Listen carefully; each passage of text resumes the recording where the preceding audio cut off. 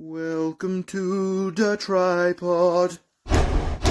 Welcome to the tripod.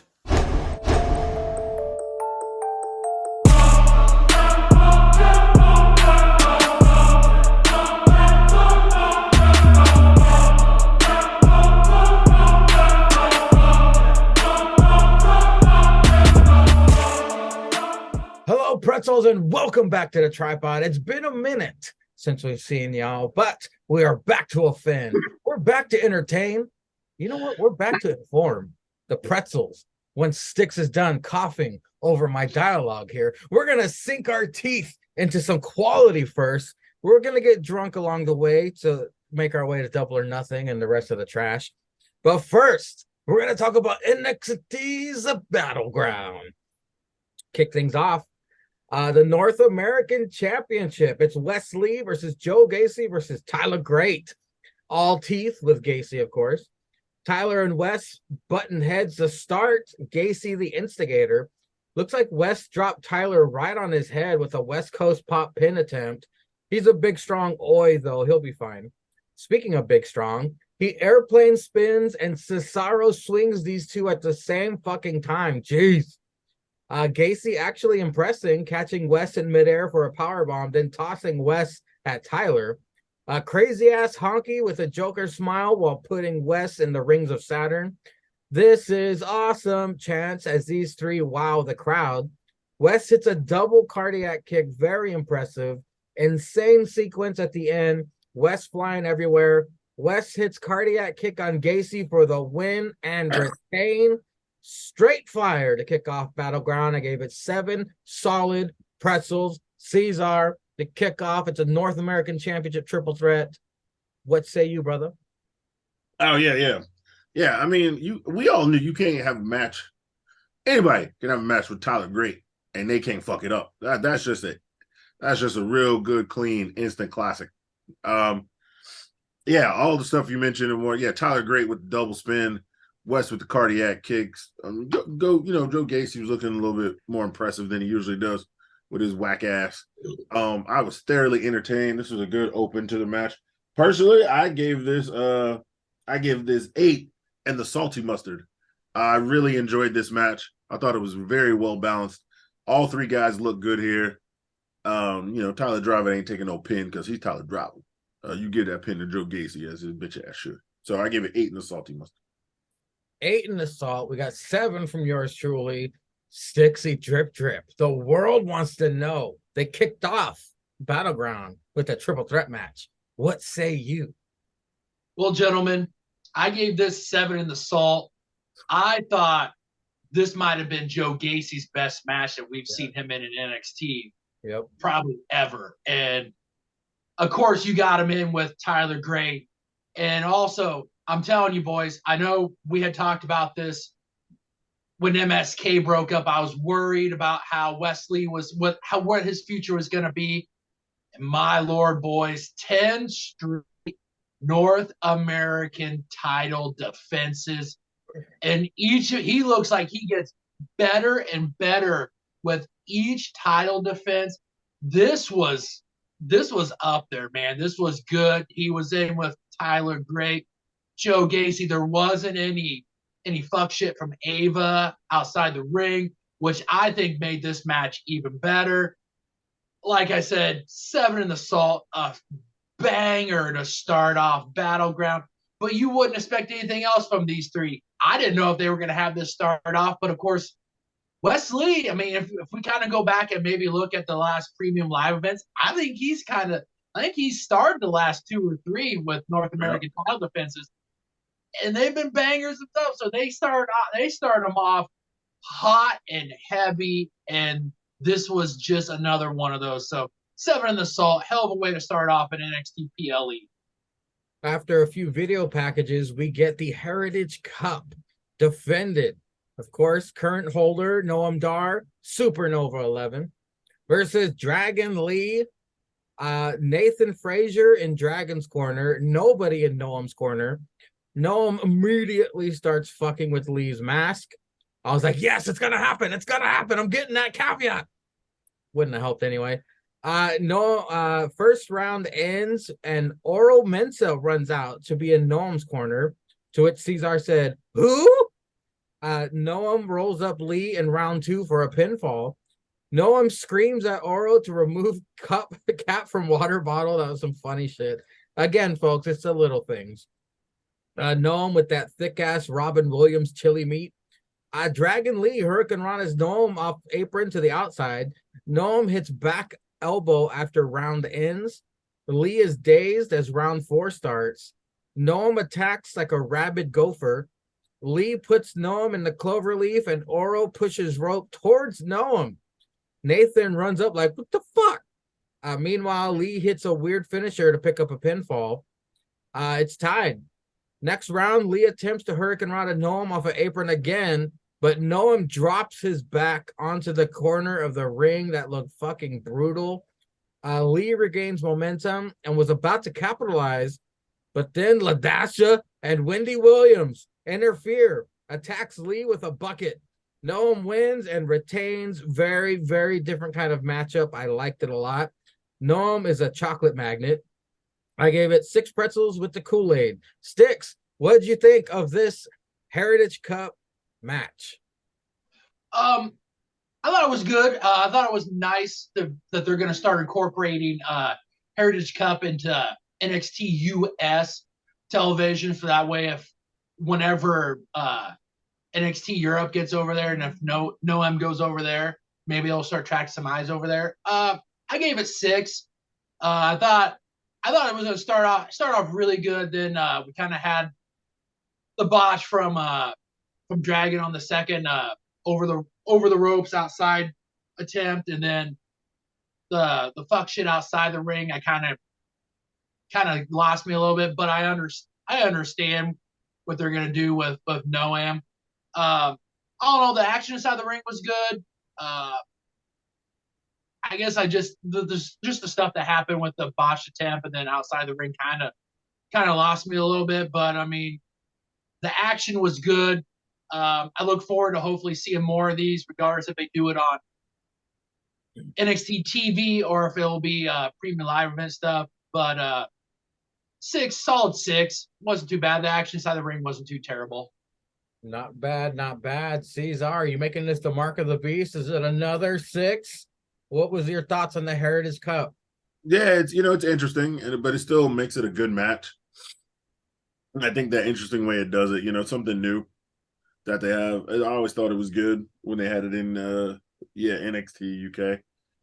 But yeah, if this is going to bring the Heritage Cup over, it is like another belt or championship the guys can fight for. Noam Dar got that fucking rug of chili meat on his goddamn chest. Cracker out here, cracker. You can just shave half that thing off, man. Some fucking garbage bags. Probably be 10 pounds lighter. But yeah, I gave it a 6 in the salt as well. He's going to Cut Wiz to get that shit trimmed up. Yeah, get that shit braided or something. Fucking dumbass Puerto Rican. Get ready, folks. Last man standing match. Dijak versus Dragunov.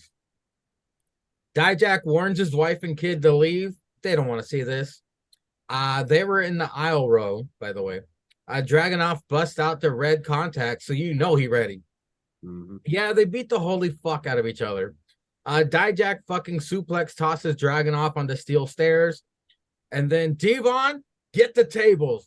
Dijak brought a table out and held it up. Fucking Dragunov just plowed right through it, knocking over Dijak. He, I guess, the commentator said he was bloody, but I didn't see any blood. Very, very smart of Dijak to hold on to ropes while Dragunov attempts to German him onto steps. But Dijak shifted his body just the right way to where Dragunov's own momentum made him crash and burn onto the steps. Dragunov then fucking DDTs Dijak onto steps. Sold very, very great. The steps are clearly the MVP of this match. Dragunov tosses steps into a seated Dijak in the corner and then goes coast to coast in Dijak's face. These two could be charged with attempted murder for the carnage they brought onto each other. Crowd is hot for this. The two scream at each other. Dragunov choke slam onto ring apron.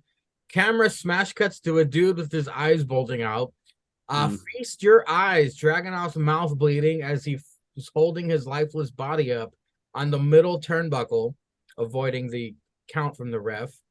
We get kendo stick torture. This is fucking insane. A huge welt forms on Dragunov's forearm. Wow, that's gnarly. Dragunov jumps off stairs to nail that sick elbow to the back of Dijak's head as his head bounces off a chair that was in front of him. Dragunov wins. This gets 9 pretzels with the beer cheese. This is a match of the year candidate from yours truly. We will be talking about this match again. So that means Dijak has two match of the year candidates? He brings it. Stix, we got this last man standing match, buddy. What'd you think? Well, boys, man, Guri, I got to agree with you on this. I gave this 9 in the beer cheese.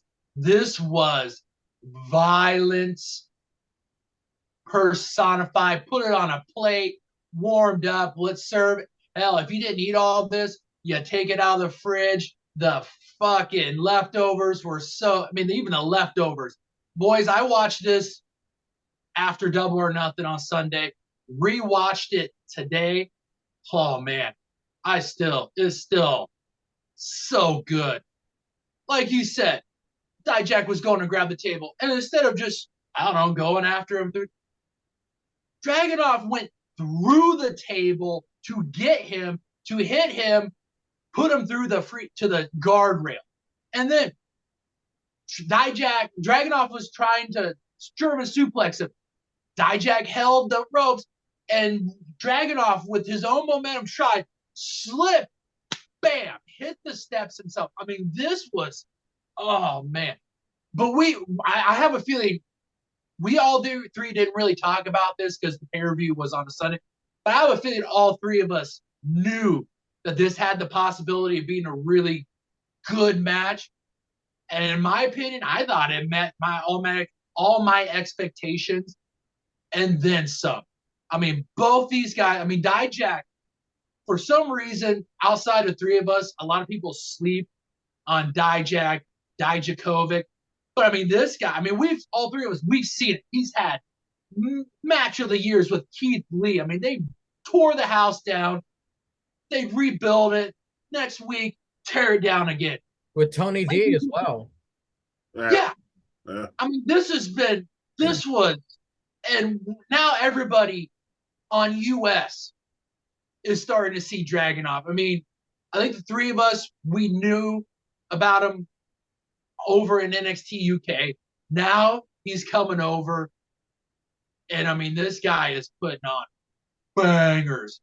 And this, once again, these two guys, this match, I really hope that the crowd over here in the U.S., after watching this, I hope everybody keeps their eyes on both guys.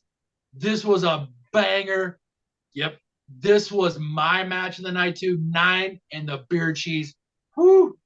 This was chef's kiss. Cesar, Dijak seems like he's always the bridesmaid, never the bride.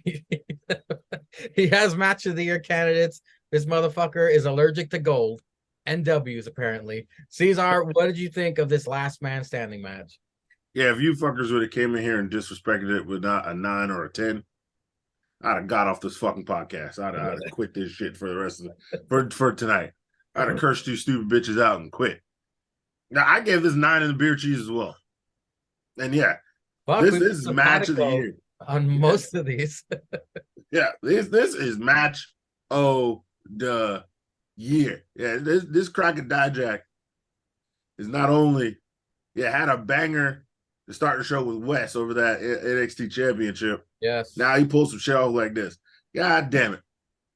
You know what, man? You got to give that guy his flowers, man, because he takes a loss like none other, and he looks good doing it.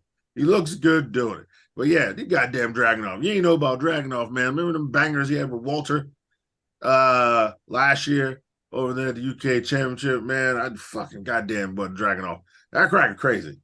All right. Yeah, dove through the table, all the damn spots. This shit, just when I thought they couldn't get no more violent, they get more violent. And yeah, when he hit the feast your eyes, I was like, oh shit, Dragunov's gonna win. And that cracker looked like a damn zombie in any kind of movie, just in the corner, not refusing to fall down. Yeah, has the chair under him, hits him with that death punch shit. Cracker can't get up off the stairs. Jesus H Christ. Yeah, this was 9 in the beer cheese without question. This is a 9 or a 10. If you say anything less, you don't know shit about wrestling, you a dumbass hoe. This shit was banging. Yeah. I'm gonna make you feel immortal. He sure did. That nigga looked undefeatable. Chase, you. Just you. Duke has finally finished grading the quizzes. Everyone did good except for Ricky. You suck. Yeah. Duke brings in Gulak and Dempsey. They hate on Thea. Thea runs out crying. Duke kicks them out for that. A strange segment altogether. I'm not sure where this is heading. Noam Dar celebrating his victory with BET. Kinsey just stands there. And then we go to talk about a tough act to follow. The NXT Tag Team Champions, Gallus versus the Creeds. Ivy with the Creeds, Joe Coffey with Gallus. Yeah, what a tall task ahead of these 4 gentlemen following the last man standing match. It's big sweaty men slapping meat in this tag team championship match. Julius takes Gallus to Suplex City. Holy shit. 4 over the head belly to bellies to both of Gallus with a pair of standing moonsaults to follow from Creeds to Coffey. We get the Brutus Ball. Just like in the city for there to be an amazing match. And the Creed said, hold my beer. Joe Coffey runs in the ring, but Ivy pulls him out. Then All Teeth attacks Ivy. This distraction, which it's funny, Stix said that All Teeth was going to come out and interfere in a different match. He did in this one. All Teeth attacks Ivy. This distraction provides Gallus with the opportunity to attack and retain. A very good tag match with the fuck shit ending. For that, I give it 6 pretzels. Caesar, what did you think of the NXT Tag Team Championship match? I thought it was really good as well. 6 kind of a little bit disrespectful, but it's because of the ending. I'll give you that. Yeah. So I gave it a 7. I gave it a 7 because the match was just really, really, really good. But yeah, the ending was, but you had to do something had to happen with these boys to get out there. Yeah, Joe Coffey got in the ring, and old Big Eye went and snatched his dumb ass up out of that shit. Then all Teeth came a biting. So I just feel like this is what it is. I don't know. I feel like Gallus was having better matches without Joe Coffey. Yeah. I don't mind him. Look, I'm glad he's back, but I feel like they were having bangers. But yeah, I gave it a 7. Didn't wow me. Didn't like do anything for me. I didn't think the Creeds were gonna win. I was just like, nah, man. I don't know how, but they're gonna get this fucking dub. I don't know how, and just go about their day. Yeah, and free my nigga Tony D. Can I get a free Tony D t-shirt? We need free Tony D t-shirts up on the shop on WWE. Y'all watch this shit, make free Tony D. Tony D ain't do nothing. Free that nigga. But yeah, I gave some. Stix, like I said, I mean, what a tall task to follow the last man standing match. Julius Creed was fucking amazing in this match. He was getting it, bro. He is for sure going to be a future champion solo. What did you think of this tag team championship match? Well, like you said, they had a tall task, and I feel as us 3 gentlemen, unlike most wrestling fans and crowds, after a banger like that, a match like this, we're not going to be, we appreciate that these guys came out after that match and put on a good match themselves. Mm-hmm. So with that being said, I agree with Caesar. I gave this 7. I thought this was a really good tag team match. Like in most Creed brothers, Julius usually stands out. I thought Brutus did a good job of standing out himself. I mean, I thought he held his own in this match. This was just really good tag team wrestling. I mean, this was, if you're going to have a match follow a banger of a match like the last man, let these guys get a damn good job of following it. Outside, like you said, the stuff outside the ring, but I mean, that's kind of building its own thing. It's kind of allowing the Creeds and Ivy to kind of, after this, move on to something seamlessly, and they're doing it. like Cesar said, didn't really think that Creeds were going to win this. I mean, there's kind of rumors that they were going to. Yeah, well, I mean, there's a reason. There's a reason why you're doing a lot of live tweeting and watching fun entertainment that Cesar and yours truly will scour the internet to give you. So I mean, you have plenty of time on your hands. So I mean, this is why know, you right? I know, right? But all in all, I thought this was a good match to have follow that last being a standing match, and I gave it a solid 7. Up next, the NXT Women's Championship Tournament Final. Lyra Valkyria versus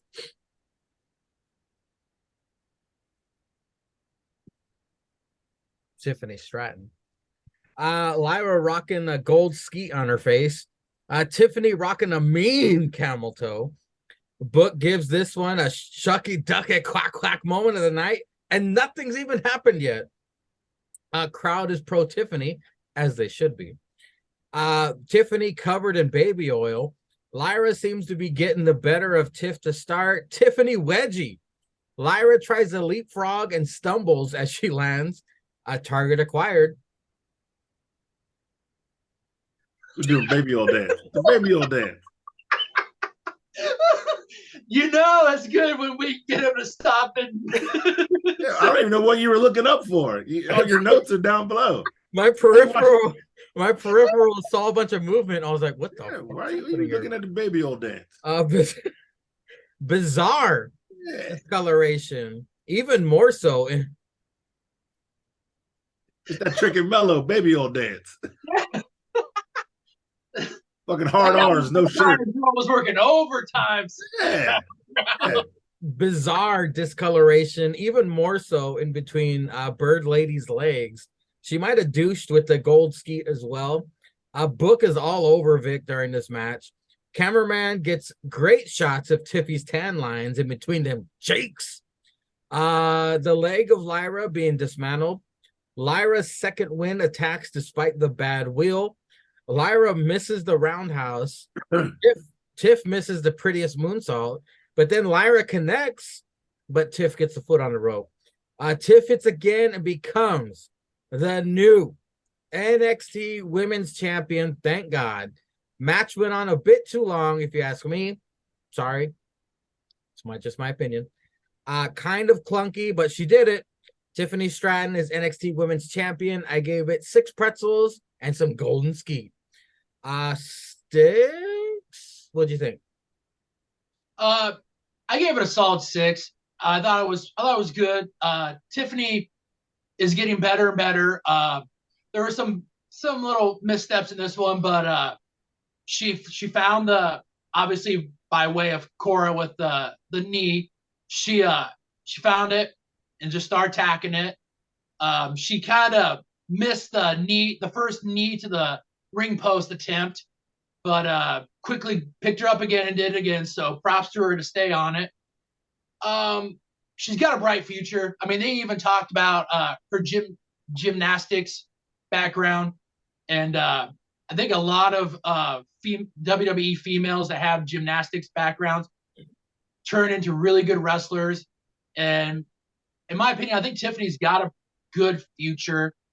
Now she's got the ball, and let her run with it, see how she does. She's getting better and better. I mean, we've seen it throughout the tournament, and we see parts of that in this match. Now let's see if she can put it all together and have a good match start to finish. And I believe she can. So with that being said, and new, solid 6 pretzels. She's improving, getting better in the ring, but not on the mic. That's future casting right there, folks. Cesar, what did you think of the NXT tournament finals for the women's championship? So I gave it a higher rating than you gentlemen because I was more entertained in this match than sadly the previous one. So I expect the Creeds and Gals and them to have a great match. So for them to have a great match, I rated what I rated. I expected this match to be dog shit. I ain't even gonna lie. I expected it to be dog shit. But like I was telling Sangria the other night, Yeah, that damn crazy Valkyrie bitch, she showed her ass in this match. Usually her wrestling is like, it's all right, it'll get you by. But no, this match, her and Tiffany, they showed up. Yeah, it was clunky and they got through it, but I was thoroughly sports entertained that they put on a great match with the time they had, and it was actually paced out pretty well. So actually I gave it 7 in the salt. I liked it better than the tag match. Not to say the tag match was bad. It's just I expected it to be good. I did not expect this to be good. So they won me over during the match. So I'm gonna give them a slight bit higher rating. 7 in the salt. I thought it was really good, especially the finish. How she went for the BME, she missed. She finally got the leg over. Tiffany rolled over the thing, and then she came back, hit the BME. She always hits it really good. It's a great match, great workings there. All those things had to have like real good timing, and they hit those towards the end better, which I figured should be harder to do because the match was pretty lengthy than when they missed early on. So I'm gonna count that up to like nerves going into the match, and then finally catching their stride towards the end. Respectable. It's kind of strange, Stix. Cesar like sobered up to review this match, and he's gonna go back to being drunk for the rest of the show. It's very bizarre, folks. But now we're at the main event for the NXT Championship. It's the man who don't miss, Trickamello Gang versus Braun Breaker. Oh boy. What the fuck, Braun with a wolf mask? Yay! Wow. A Trick with another epic intro for him. Damn. Who has H&M flags hanging from his arm. For sure going to be added to his highlight reel. Yep. Mellow explosive start. He dove out of the ring torpedo style, and it looked like he ate shit, but he brushed it off. Mello didn't hesitate while trying to springboard off his second turnbuckle and paid for it. Trick takes shirt off to fully expose the baby oil titties. Mello targets left leg of Braun. Braun busting out the full rotation belly-to-belly shades of his uncle. Meaner than evil on Braun singlet. Trash. It's been that way since he's turned heel. He's had it that way. Great story being told here, though. Braun desperate to get heat, insulting Boston every chance he gets. You're not him. You're not him. Chants from the crowd. Knees to the dick and a suplex DDT reversal. Mello is back. Mello dishes out a lot of offense, but stopped in his tracks with a spear counter from his springboard launch. He does hit the first 48 and nothing but net to pin and retain. Good match. I gave it 7 solid pretzels, but nothing was topping that last man standing match. Cesar, what did you think of the main event? So out of their 2 matches that they had, this is the better match. Yeah. This one was definitely better than that first one they had. But yeah, this was a phenomenal match. It was worthy of the main event because of the guys who are in it. But yeah, it wasn't the best match of the card. It wasn't the best match of the weekend. We all know where that came from.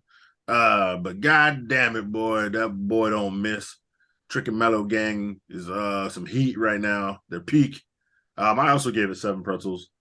I really liked it. I thought it was good, so it's better than that last shit they did. But yeah, fucking phenomenal, man. Yeah, that spear off that springboard was nasty. I think Mello had another top rope move that hit real well. That shit was fire too. These dudes, man, Mello and them, man, he had peak. These dudes, man, they are just that damn good. And so yeah, it was 7. It was 7 for me. Well, we're gonna see a jackpot here, Cesar. I gave it 7. You gave it 7. Stixy Drip. The world wants to know, what were your thoughts on the main event? This was main event worthy. We have long clamored for a champion that could keep us entertained and a man that could also carry a match. Mello is him. Mello is that guy. The Trick and Mello Baby Oil Gang, they are a full effect main event spotlight. The lights are shining. So are those chests. 7 in the salt. This was a hell of a main event. Mello, the man is instant offense. Just add baby oil, and you got what you get. The Braun, that spear, whew, that man can hit that in every match. He might keep people entertained in his matches. But I mean, this match, the first match was good. This was great. This is what we should get out of an NXT heavyweight champion. This is what we gonna get out of an NXT heavyweight champion. Mello is him. He puts to rest Braun Breaker, and now on to bigger, better things. 7 in the salt. Hell of a way to close out Battleground. Jackpot. And we are going to take a quick break. I'll be right back to take some drugs. NXT of the week, folks, kicked off with a banger. We got a weaponized steel cage match. It's JJ Gump versus old JC. I don't like that Benny and June hat she wears, by the way. It's very hipster. I don't like it. Anyway, I digress. JC attacks during Gigi's entrance. JC busts out the leather strap and whips a bitch. Book says, "This is real." He said it 5 times, folks. "This is real, Vic. This is real." I was like, all right, Book, relax. Gigi whips JC. Best friends beat the sniz out of each other, Cesar. No, that's right. And that's exactly what happens. Champagne wishes and caviar dreams. Bat wrapped in a thorned rose was different. HBK put this on first and was like, look. Oh. Here we go. Oh, that's like, look. Don't worry about time. Just tell your story. Sorry about leaving you off a Battleground. Here's a pay cut. JC Jane wraps her fist in a shiny chain, punching them guts, leaving Gigi on her butt. Wraps it around her face, too. Ouch. Book loving him some JC Jane. JC hits a cannonball on Gigi, who was leaning on trash can, but got none of it.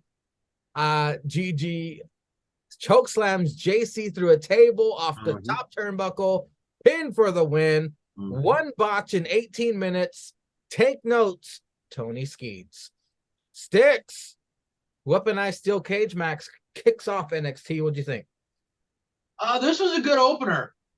Yeah, Cross-Eyed Kid is all right. I mean, you get lucky every once in a while. So, like you said, best friends will beat the shit out of each other. These girls, they used all the weapons they could. I mean, we got kind of started getting towards a little BDSM there with the leather straps. That shot that Gigi took when JC, I think, chokeslammed her, put her on the trash can. Man, I thought that looked rough. So I didn't know if the trash can broke, just the way her back kind of arched. But then when you saw it, it did. I don't know if it's just a rough landing. But both these girls gave it. I mean, it was going to be the ending of the toxic chapter in both their lives.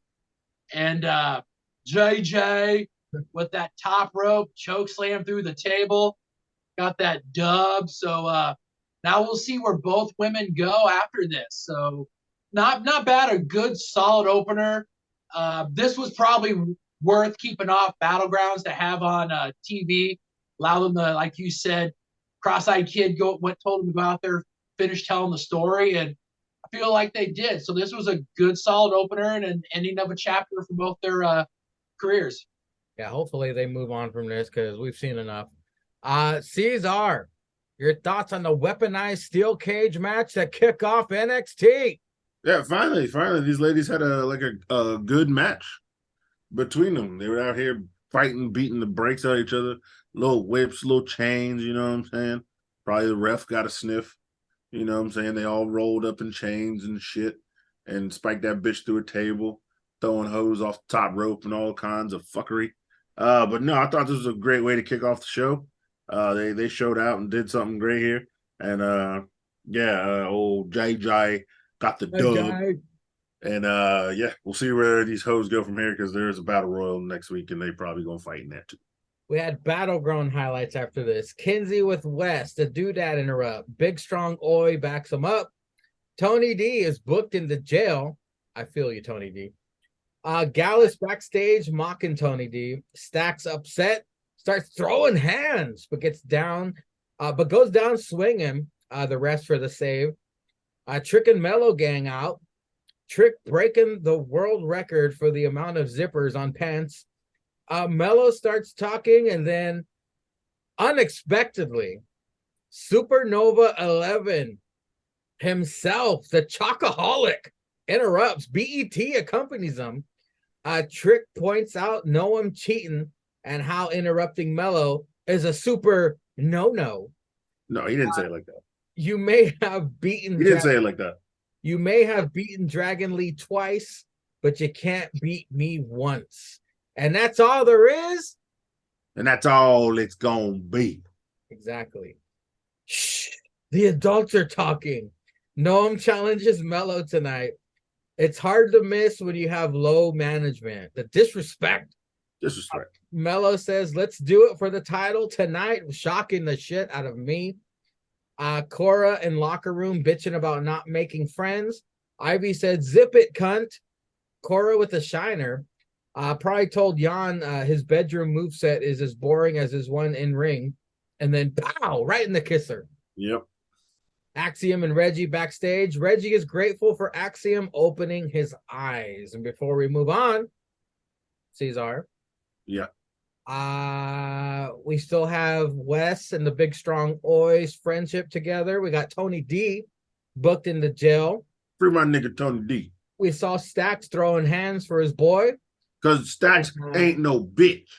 Trick and Mellow gang interrupted by Supernova 11. What'd you think? Supernova can't do this because he got a goddamn rug. It would take 38 his pounds. hand gets tangled. He's stuck like and tangled. He looks like Arn Anderson with arthritis walking down to the ring because his shit's all looks like that because it's all tangled. But yeah. Anyway, yeah, Wes and them gonna fight. Do that. Okay.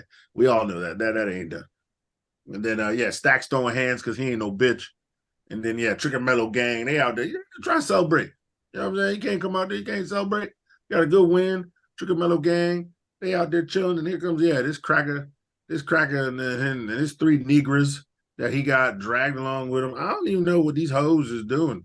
What's Wendy Williams and LaDasha doing with no?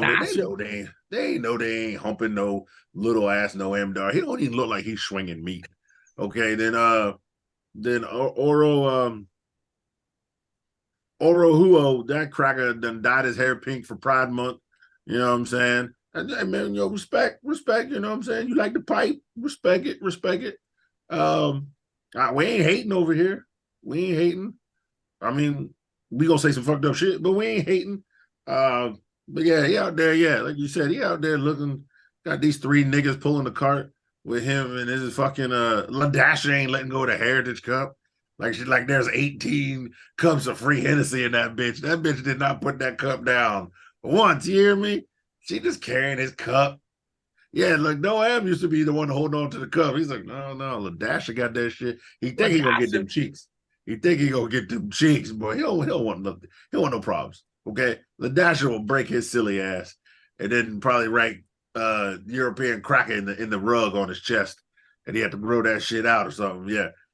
But yeah. You got damn Trick Mellow gang in the ring talking about, it's a no. You think you're the supernova.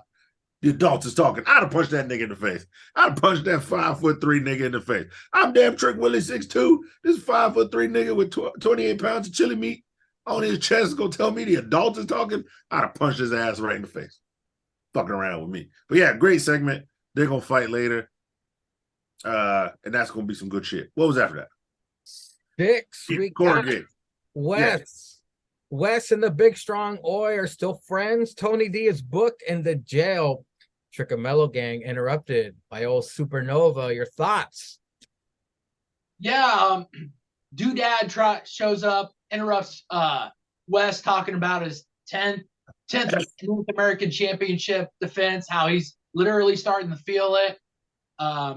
Big Strong Boy comes to defense, basically telling him, hey, I told you Battleground was in the spirit of competition. So let Wes know that, they're still friends. He's got his back. Tony D getting booked. Some fuck shit. Then the Fuck the police. Fuck the police. Gallus boys making fun of him. Stix hears it. Like the underboss, he come out, shows up, defends the honor of the Angelo family.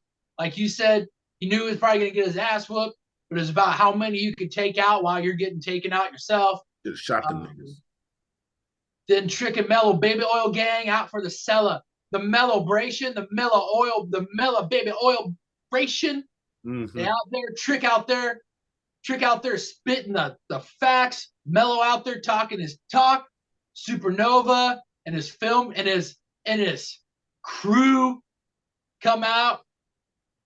Nova talking about how beat Dragon Lee twice in one night, and it took Mello everything he had to beat Jan Maker. Mello points out, like you said, need to cheat. Nice little setup for for a match later on down the road. This was a good segment. The back and forth.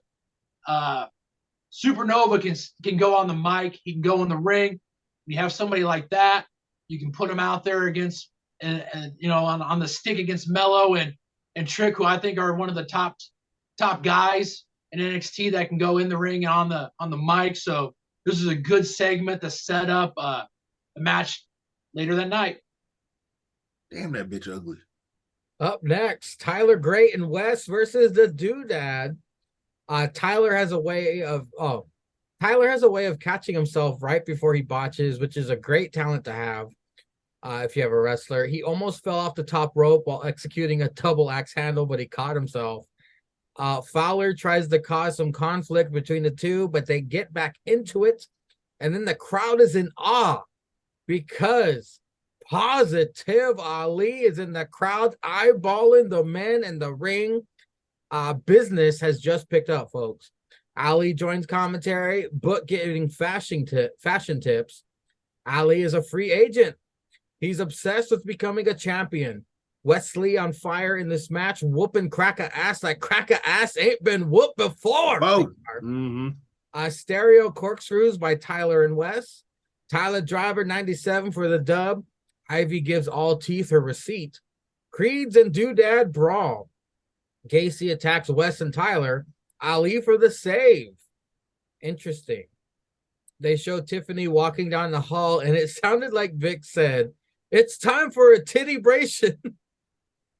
I heard that right. I heard that definitely wrong. We get a Chase U recap.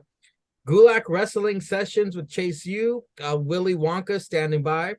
Duke says Thea doesn't have to do this, but Thea's hyped. Thea squares up with Wonka.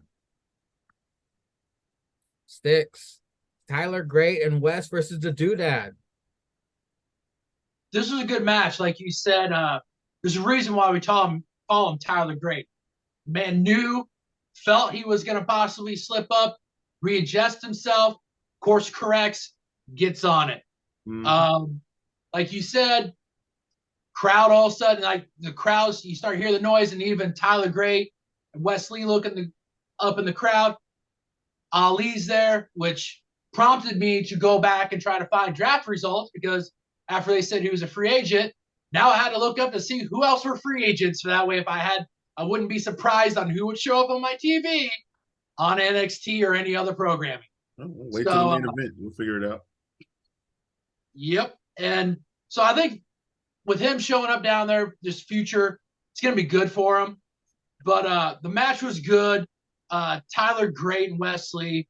I mean, if they wanted to have them do some tag team, whenever he loses the title, you can put Tyler and him together and have a run if you don't have anything for either one of those guys. These guys are a good tag team. Doodad / grizzled young vets. I mean, these guys are banger as a tag team. So all four guys, good. This was a good match. We had the continuation of stuff outside the ring. All Teeth got a little bit of a receipt from what she did on at Battleground, which progressed us to the next segment backstage. They're all backstage. Get a little bit of setup. Gonna get a one-on-one possibly between Altif and Ivy. But then the Creed boys threw their hat in the ring, said they want the doodad too. I think it'll be two good matches. We'll see how good. We'll see if Altif has progressed in training. We know Ivy can go. Just matter about just getting her some TV time. This is going to be good. You got to start building up your women's division. A lot of these girls are getting called up. So let's see what Ivy's got. Let's see if you got some potential in Ava. Otherwise, all Teefs is just going to be standing outside the ring, showing all them teeth. So not bad. I like the match, and then I like the progression of furthering that storyline between all Teeth and Ivy. So not bad. You know, call me crazy, but I want to see All Teeth wrestle way more. Even if she's shitty, I want to see her wrestle way more because she needs the reps. You can tell that the girls want to help her. We have Thea trying to help her, and now Ivy. She's probably gonna teach her and train her as well. She needs it. She doesn't really. She's all teeth and all green, Cesar. But I digress. Yeah. We have Tyler Great and West versus the Doodad. What'd you think? This shit was great. We know the Doodad can wrestle. They need to get them crackers back their original names and let them do what they need to do. Wait, what was their original names? Oh, it was the grizzled young men, which are soon to be recognized. You damn right. But yeah, this was a great tag team match. Them boys was out there ready to show off and do work. Yeah, you know, you get a little fuck shit with Ives and Alti. I think that's going to be a good program. Yeah, we know Ives. Ives is great. She's great at everything in the ring. But there's a lot of ring stuff, you know, keeping her with submissions and stuff, and a lot of mat work. So I think this is going to be good for all teeth to get in there with somebody like Big Ives. Because Big Ives is coming to her own, man. She's showing that she definitely got potential. And then when I feel like when she knows how to flex her muscles, so when she lock a cracker in, that shit, boy, she got that bold pack, and I'm like, God damn, that shit like it hurt for real. This bitch might not be playing. You know this is a job, right? Like it's a paycheck. Like I'm supposed to walk on. You think that grip's strong? Yeah, she does downstairs. You know what I'm saying? You know, blokes. I mean, blokes. I'm not saying I wouldn't, but I'd be scared. And this is gonna be the last one I'm gonna get. I'd be like, if Big Ives don't want you to pull out, you ain't pulling out of that playoff. You're not getting You might as well flang that skeet and get them 18 years of child support ready, baby. The only one who's safe is Jake. Yeah. She probably still snatch his little thing up too. Damn Clint probably snatch and tie that little thing up, boy. That's Big Ives, boy. You better be ready. She crushed that thing in the dust. Bro, I know her pussy can bench 220. I seen it. Yeah, that vagina was an alternative on the Olympics. It probably was. The brand new NXT Women's Champion, Tiffany Stratton, comes out. Pity celebration. We got a that might be the name of the episode. We got a decorated ring to celebrate. Shuck it, duck it, quack, man. Book's a fucking horn dog for Tiffany. Yeah, he coded.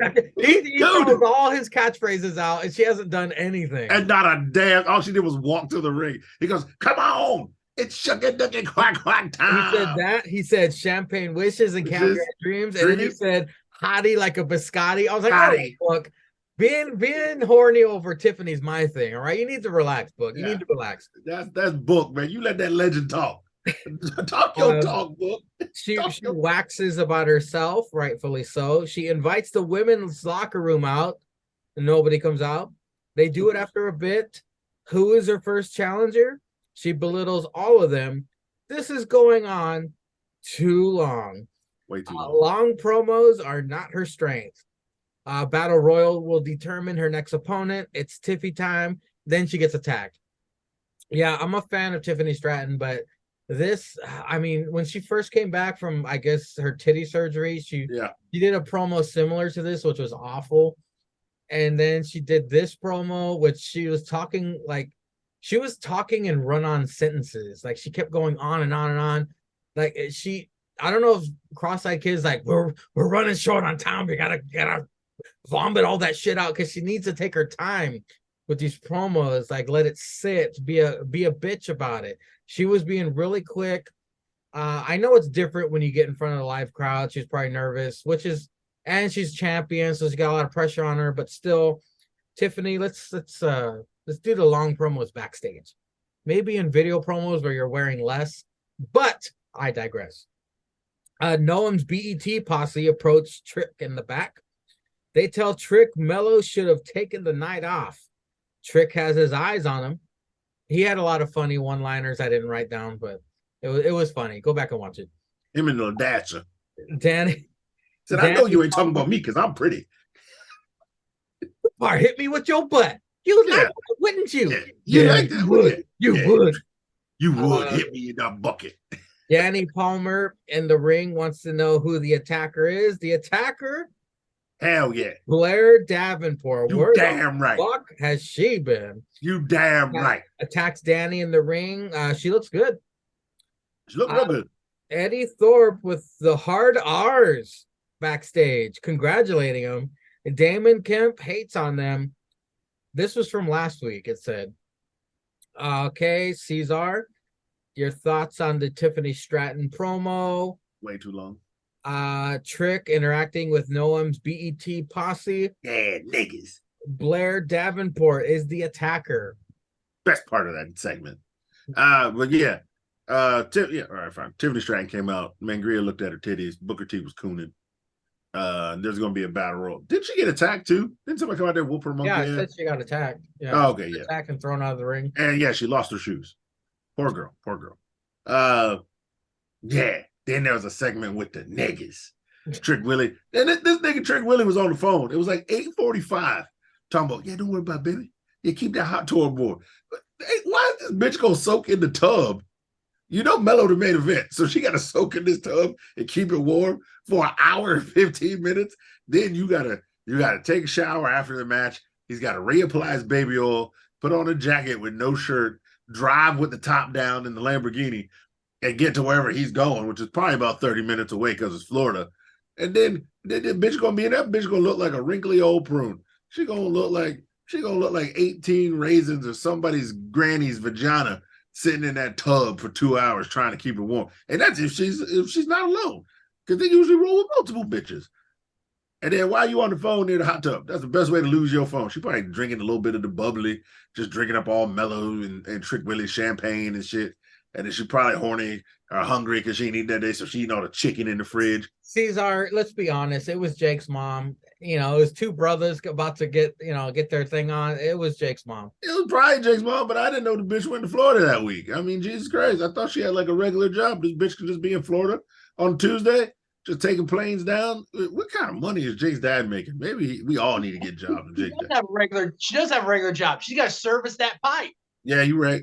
Yeah, they're probably paying. Hey, Bloki and Brother Quota. I mean, they run it on the weekdays, and Trick and Mello run it on the weekend. Yeah, that's what I'm saying, boy. You gotta do what you gotta do out here in these streets. All right, yeah, Lil Dasher, Trick and Mello, Troll Trick, Oro Mensa, and Wendy Williams. This shit was pretty funny. It was hella entertaining. She was like, "Ooh, you must be that man named Trick Willie." Well, yes, bitch, because you met me in the ring 5 minutes ago where I said Trick and Mello. What the fuck? Y'all got to get this tape shit in order, okay? Realize when you tape shit and realize when you're going to put it in the show, okay? It ain't that hard. You're a multi-billion-dollar company. You can't introduce yourself after you introduced yourself in the goddamn rack, okay? So figure that shit out. But yeah, them niggas probably all went out and had chicken later. So it was probably some good shit. Blair Davenport was the attacker. You damn right. I don't know why they was trying to cross-eyed fuck talking about, yeah, I mean, I don't know who the attacker is. Yeah, but I know I've talked to Blair Davenport. We're interested in getting her back. Nigga, you knew who this was. You knew you had that bitch. You probably paying that bitch for the last 2 months. Tell her to get her slutty ass back in shape. But she got to get in this ring and start beating some bitches. Boy, I tell you what. They better not have Blair Davenport fight Tiffany Stratton anytime soon. For that title. Because if Tiffany beats Blair cleanly, you going to have a goddamn problem. You're gonna have a goddamn problem. You need to keep Blair away. You need to keep Blair beating up these other bitches, okay? And keep Tiffany out that goddamn parking lot, okay? Because if they start mixing that shit up, the crowd will revolt. Look, we all like Tiffany Stratton. We all like Tiffany Stratton, not as much as Mangria does. But we all like Tiffany Stratton because Mangria humps a pillow to Tiffany Stratton. We all know. Sorry, Mangria. They're not gonna have heel on heel. That ain't gonna happen anytime soon. Oh, why not? Like the whole damn division is heels. No, Who isn't a heel in the NXT women division? She's gonna go right after Danny Palmer. She's gonna have to work her way up until we have a face champion, and then Blair will probably clash with whoever that is. Look, Blair Downpost. She beat bitches in the fucking She beat bitches in the lot. Okay. If she survived the parking lot, she was the parking lot. She controls the demons in the lot. Oh boy, she's gonna be tough to beat. She was the demons in the parking lot, taking everybody kneecaps out. Can't suck no dick in NXT because Blade Davenport taking your knees out. Okay, you gotta like lay on the bed with your head off the end of the bed with your throat piled over so they can just stand and hit you like this because you can't get on your knees because Blade Davenport then took both your knees out. Okay, what you need to do is go NXT and find that fat neck cracker with all them tattoos on his back and get to work in the parking lot on his shit because that nigga ain't got no goddamn legs and he ain't got no knees. Get this nigga off my TV. Okay, that's a story for another time. That being said, Cesar has no. Stix, what'd you think of Tiffany Stratton's long-winded promo? The BET posse with Trick, and then Blair Davenport revealed as the attacker. Yeah, I mean, I know we sit here and we're gonna say that this should have been cut short and all that stuff, but we also gotta understand like their women division is getting like purged. Like these women that are doing great, that have Gray Star TVs already good to go, they're getting called up. So now we got to start building up women. Like we have talked about, Tiffany on the mic needs to get better. So to get her better, we're going to have to go through a lot of this. I mean, we're going to have to go through, this was another part of it. Like you had said, when she first came back, we had this, and they immediately pulled the hook on it because they were like, yeah, this ain't going good. Surprised they didn't on this one, but she's got to get better. It's getting like they said, like Trick and Mellow, Baby Oil Gang said, sometimes you got to take shots to make shots. So you're going to have to get Tiffany out there. She's going to have to take these. She's going to have to get on the mic.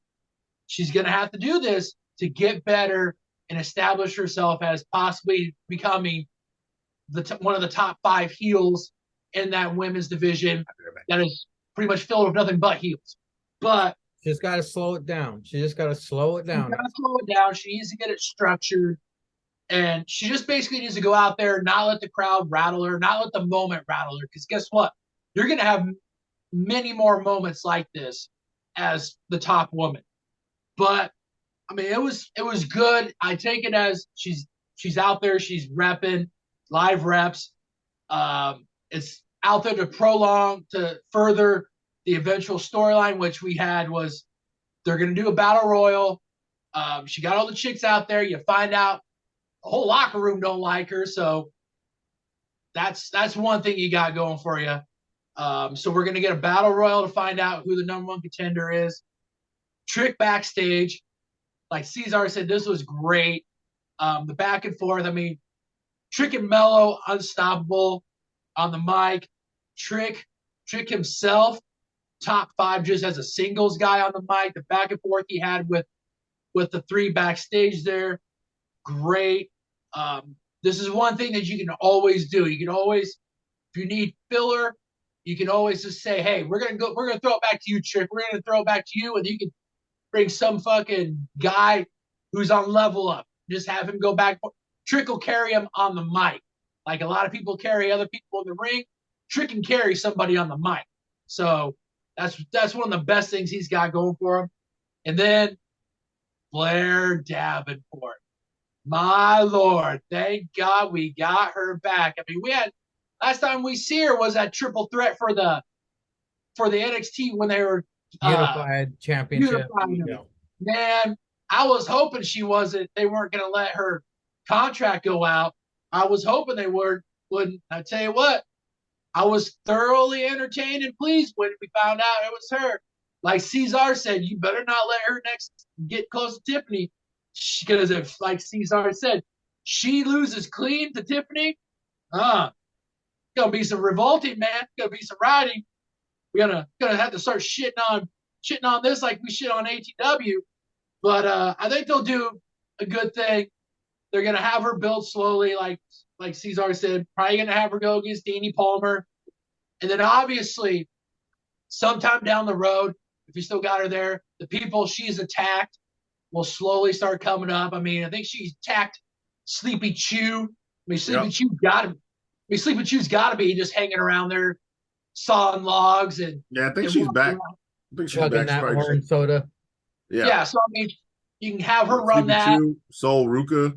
I mean, yeah, Nikita. Soul Nikita. I mean, you do this long enough, you'll get some of these women back, and you can run that stuff. So, but thoroughly pleased and entertained and glad that we got Blair Davenport back on our TV.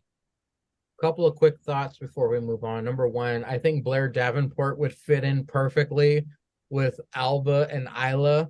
She seems like she would make the trio of that group.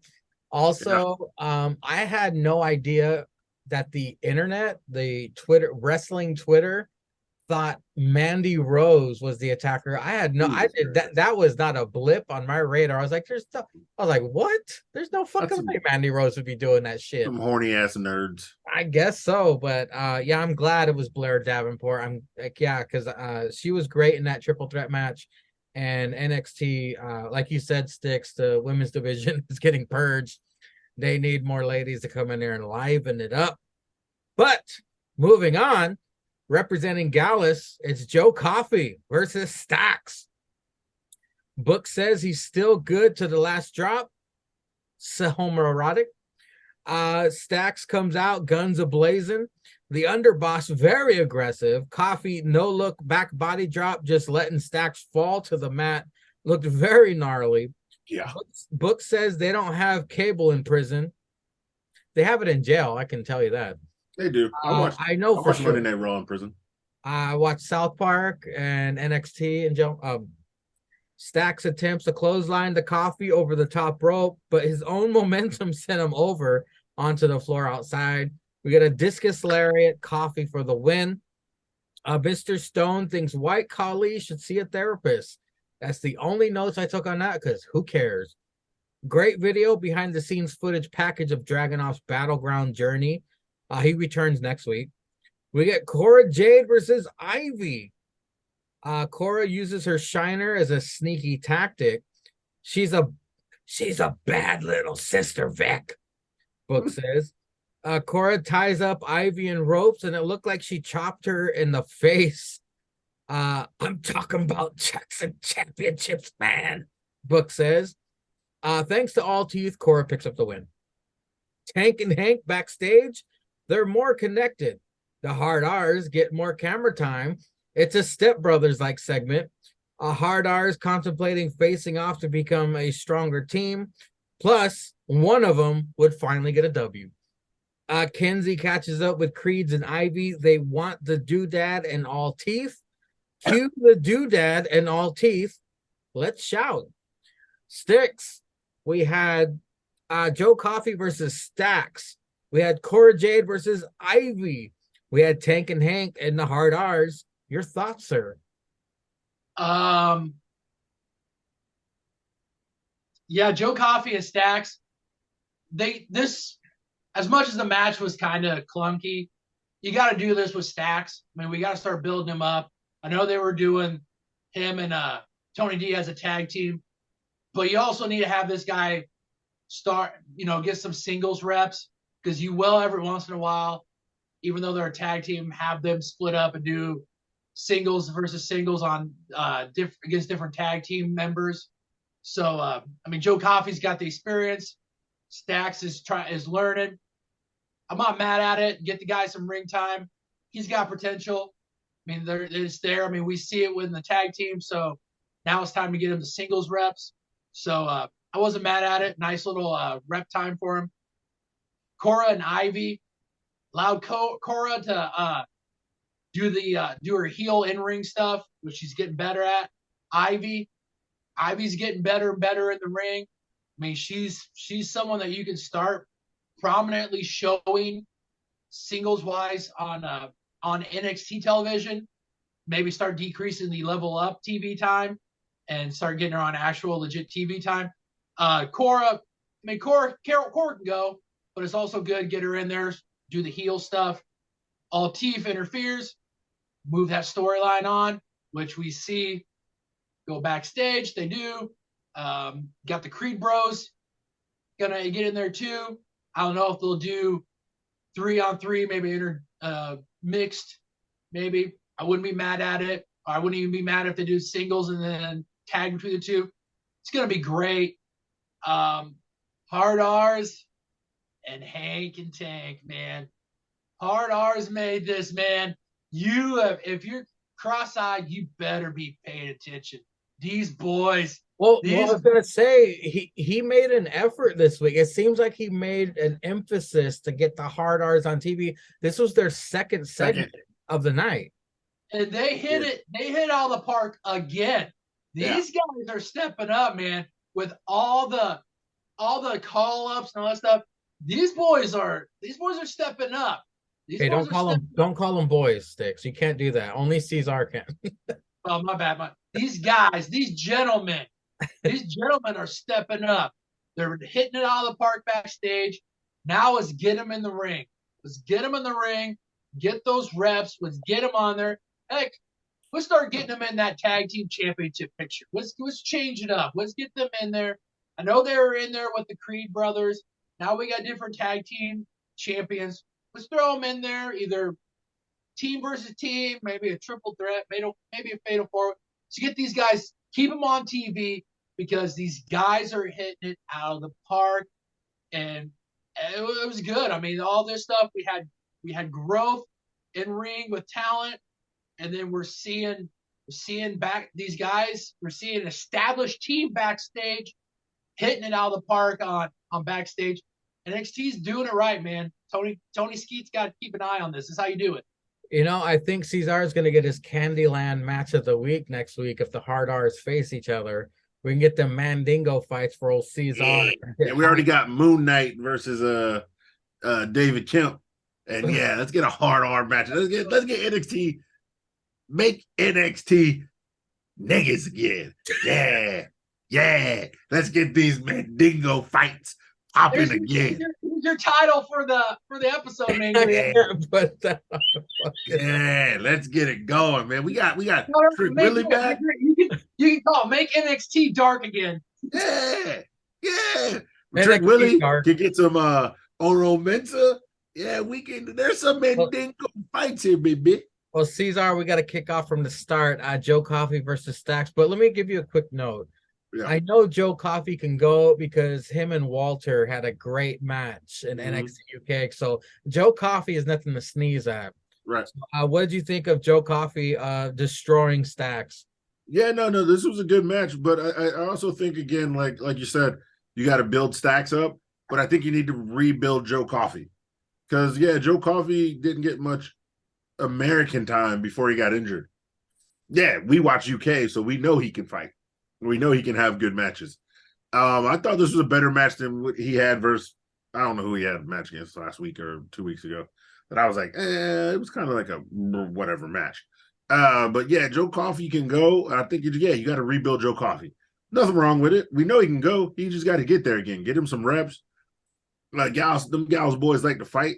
So, get him some more reps. Get him up in there. I ain't mad at that. Well, he's good to the last drop, according to book. According to book, yeah. Sure. Cora Jade versus Ivy. A great match again. These ladies know what they're doing. They're just, running the motions in that ring. Cora Jade gets a little cheat, gets a little win. Altis Ava really fleshing out the feud. I think they start with a 3-on-3 before they go to singles matches.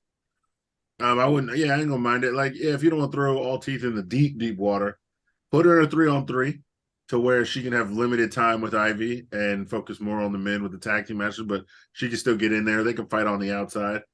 do some things like that before they have their one-on-one on the TV. So I ain't mad at that either. Tank and Hank with the hard R's backstage. Goddamn hard R's. This is what I'm talking about. You cross-eyed fuck. Let's get the talent out here, okay? Okay, you got the same three teams fighting for these tag team belts.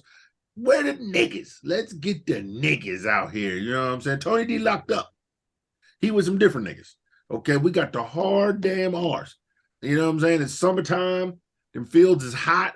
They don't want to be out there picking that cotton for candy out there, man. Eating these ham sandwiches. These boys want a little bit of steak. They got to get to the pay window. They got to wrestle. Okay, they're hanging out with Moon Knight. Not Oro Mint. They're hanging out with Moon Knight, chilling with his half Indian ass, DJing and shit, trying to get the hoes up in the club. You know what I'm saying?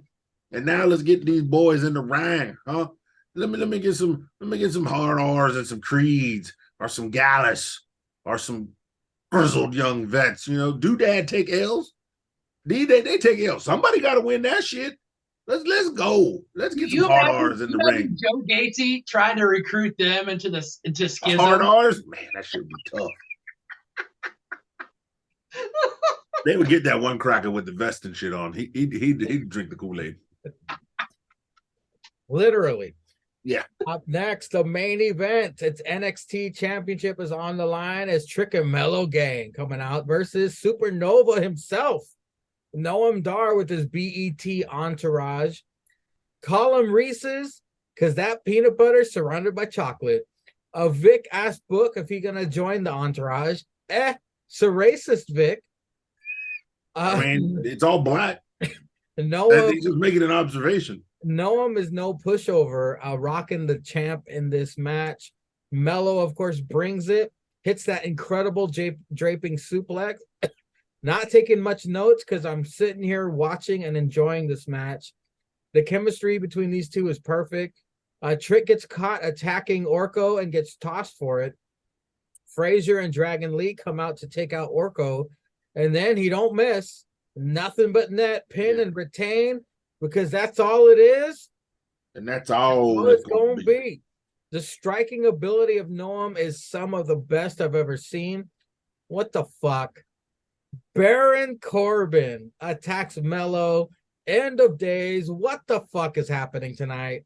Incredible end to this night. It felt like a Raw after Mania NXT. It was awesome. This is a great episode. These are the main event capping off the night we had for the NXT Championship. Mello versus the Supernova. What'd you think? Yeah, this is a real good match. Yeah, that boy Noam Dar knows how to throw punches and elbows and knees, kicks, all of it. But he's in there with him, the man who is him. Him ain't playing them games.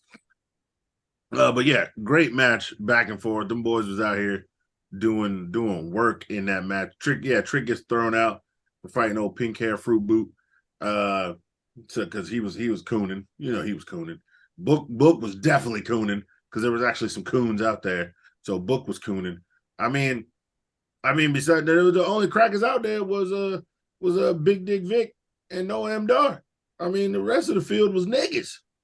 You know what I'm saying? I think it was nigga ref. You know what I'm saying? Nigga timekeeper. That nigga bitch announcing. You know what I'm saying? It was murdered out. I'm surprised the hard artists went out there with a bag of cotton. You know what I'm saying? It was nigga out. I'm surprised Candy didn't show up looking for talent. You know what I'm saying? You know what I'm saying? It was dark in that bitch. You know what I'm saying? Like the bottom back of your closet, nigga. It was dark out there, okay? It was out here in them streets. I thought Nelly was going to pop up and do a video, nigga, with some asses shaking in the ring. P. Diddy was going to pull up. Take that. But yeah, it was a great match. And Mello got that dub out here doing work, doing dirt. Then old Baron Corbin, freshly off eating 18 steaks in his living room, gets his bitch ass out there, attacks the champ, hits him with the end of days. And then Vic has the most corniest line like we all didn't see coming.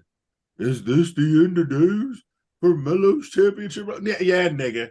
Yeah, get that Vince shit out of here. Did he text you that? Did he text you that to say that shit? Get the fuck out of here. I got time for that bullshit. But yeah, it's a great match. I still like Baron Corbin. It's something new. Baron Corbin come back to NXT where he was good, and be good again. Make Baron Corbin good again. And then have him fighting some crackers down there. Imagine Baron Corbin, Tyler Driver and Baron Corbin, or Dijak and Baron Corbin, bitch. Shit. Yeah, Mello about to add a huge notch in his belt with Baron Corbin out there helping him out. Stix, what did you think of the main event of the night? This was main event worthy, and boys, in my opinion, I don't know about you, I thought this was free money. I mean, these boys put on a banger, and I mean, it left you like, hey, I wouldn't mind them running this back. I mean, I wouldn't mind seeing it again. You know, maybe a couple of weeks down the road, you know, depending on what they do with Noam and his Heritage Cup. If he ends up losing it, he could go up. You know, go for challenge for that title. It'd be a hell of a match, man. It'd be a hell of a main event. These guys, great chemistry in the ring. You had the stuff outside the ring. Got that taken care of. Mello and Supernova continue doing the thing. Mello didn't miss. He won. And then this is what I was wondering why they had said, you know, free agents. And this is why I'm glad that WWE gave free agents to certain people. Now, you could kind of put some different people in there, but the ones that that they're having trickle down in NXT, it's going to be good, man. We had Ali earlier tonight. He just coming off having a banger at a Night of Champions with Gunther. I mean, he had that. Now he's going to be down there. Baron Corbin. We've all talked about how we're fans of Baron Corbin. Now let's get him some TV time. He's going to get it. This allows Mello to get some time with an established main roster talent. A guy, we'll see how he goes. We'll see how he can carry it.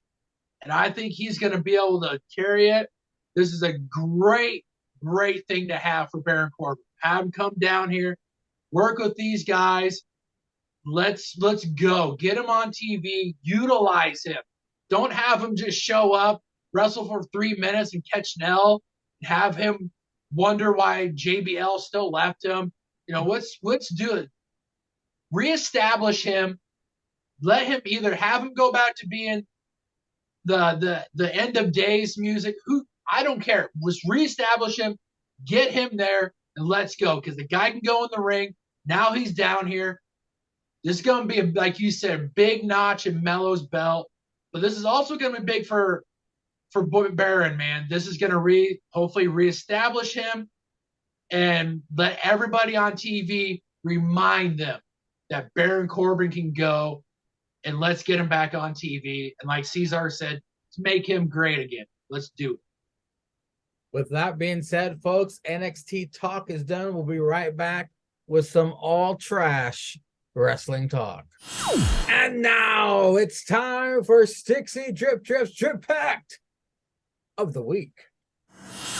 We own the night, not trying to get a copyright violation here now. We getting Stix's Drip Packed of the week. Well, pretzels, I'm just going to quickly brush on the Impact pay-per-view premium live event we just had, Under Siege. Couple of notes. Best match I thought we had, Ace and Bay Club, Ace Austin, Chris Bay versus Subculture, I believe it was, for the Impact Tag Team Championships. Great match. Flash Morgan Webster, Mark Andrews, Subculture. I believe we all should, if you used to watch NXT UK, Dim Boys were on there. This was a hell of a match. Ace and Bay tag team, just phenomenal. I mean, I had my reservations. Two great single stars. Didn't know how they were going to be as a tag team. They continue to knock it out of the park. Also another great match. Chris Sabin, Trey Miguel, X Division Championship. Chris Sabin, 8-time X Division champion, was going for number 9. Trey trying to establish himself as one of the best X Division champions. Great back and forth. We had my girl, Killer Kelly and Masha Slamovich, actually out in the crowd fighting. They were fighting, brought it into the ring. The refs had to separate them. Killer Kelly had a chain, which would get us announced on Impact this week. I believe at Against All Odds is a dog collar match between Masha Slamovich and Killer Kelly. Oh, gonna be so good. So good. Main event, we had Steve Macklin versus PCO Impact Championship, no DQ. You want to talk about keeping the Red Cross on hold? This thing was a blood match. Macklin got opened up by taking a cookie sheet to the head, which looked bad. I mean, the gash that he got. Wait a minute. They brought the cookie sheet out? Oh, they brought the cookie sheet out, son. Shit. I mean, I missed it. PCO was looking at King Griffey back in the day. He hit him on the head with that, hit him out of the park. I mean, it was What was the pay-per-view called? It was a blood match, man. What was the pay-per-view called? Macklin retained. The caveat was that if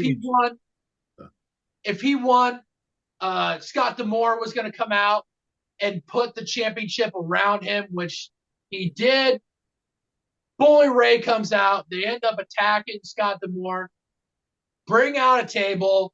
Motor City Machine Guns come out, try to make the save. They get destroyed.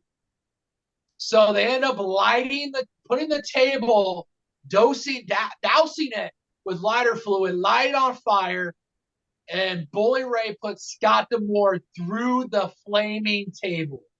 And that's how we end Under Siege. Great pay-per-view. Impact's knocking it out. We're getting things set up. We got another Impact Plus premium live event. I think this coming up. No, it might be a week. No, it's this Friday. Coming up this Friday, Against All Odds. Gonna be another banger, setting it up. So Impact, and they keep building, keep doing good things, and another great week of Impact Television. Stix, I saw on Twitter, Macklin stapled PCO's mouth shut. Oh yeah. Ouch. Oh, I didn't know how.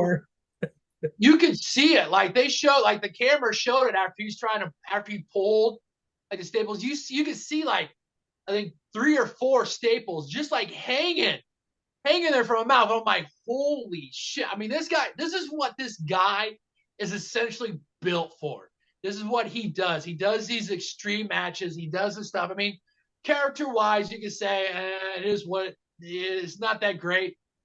But when you had him in a match like this, and even the build-up, it was good. I mean, this guy went through it.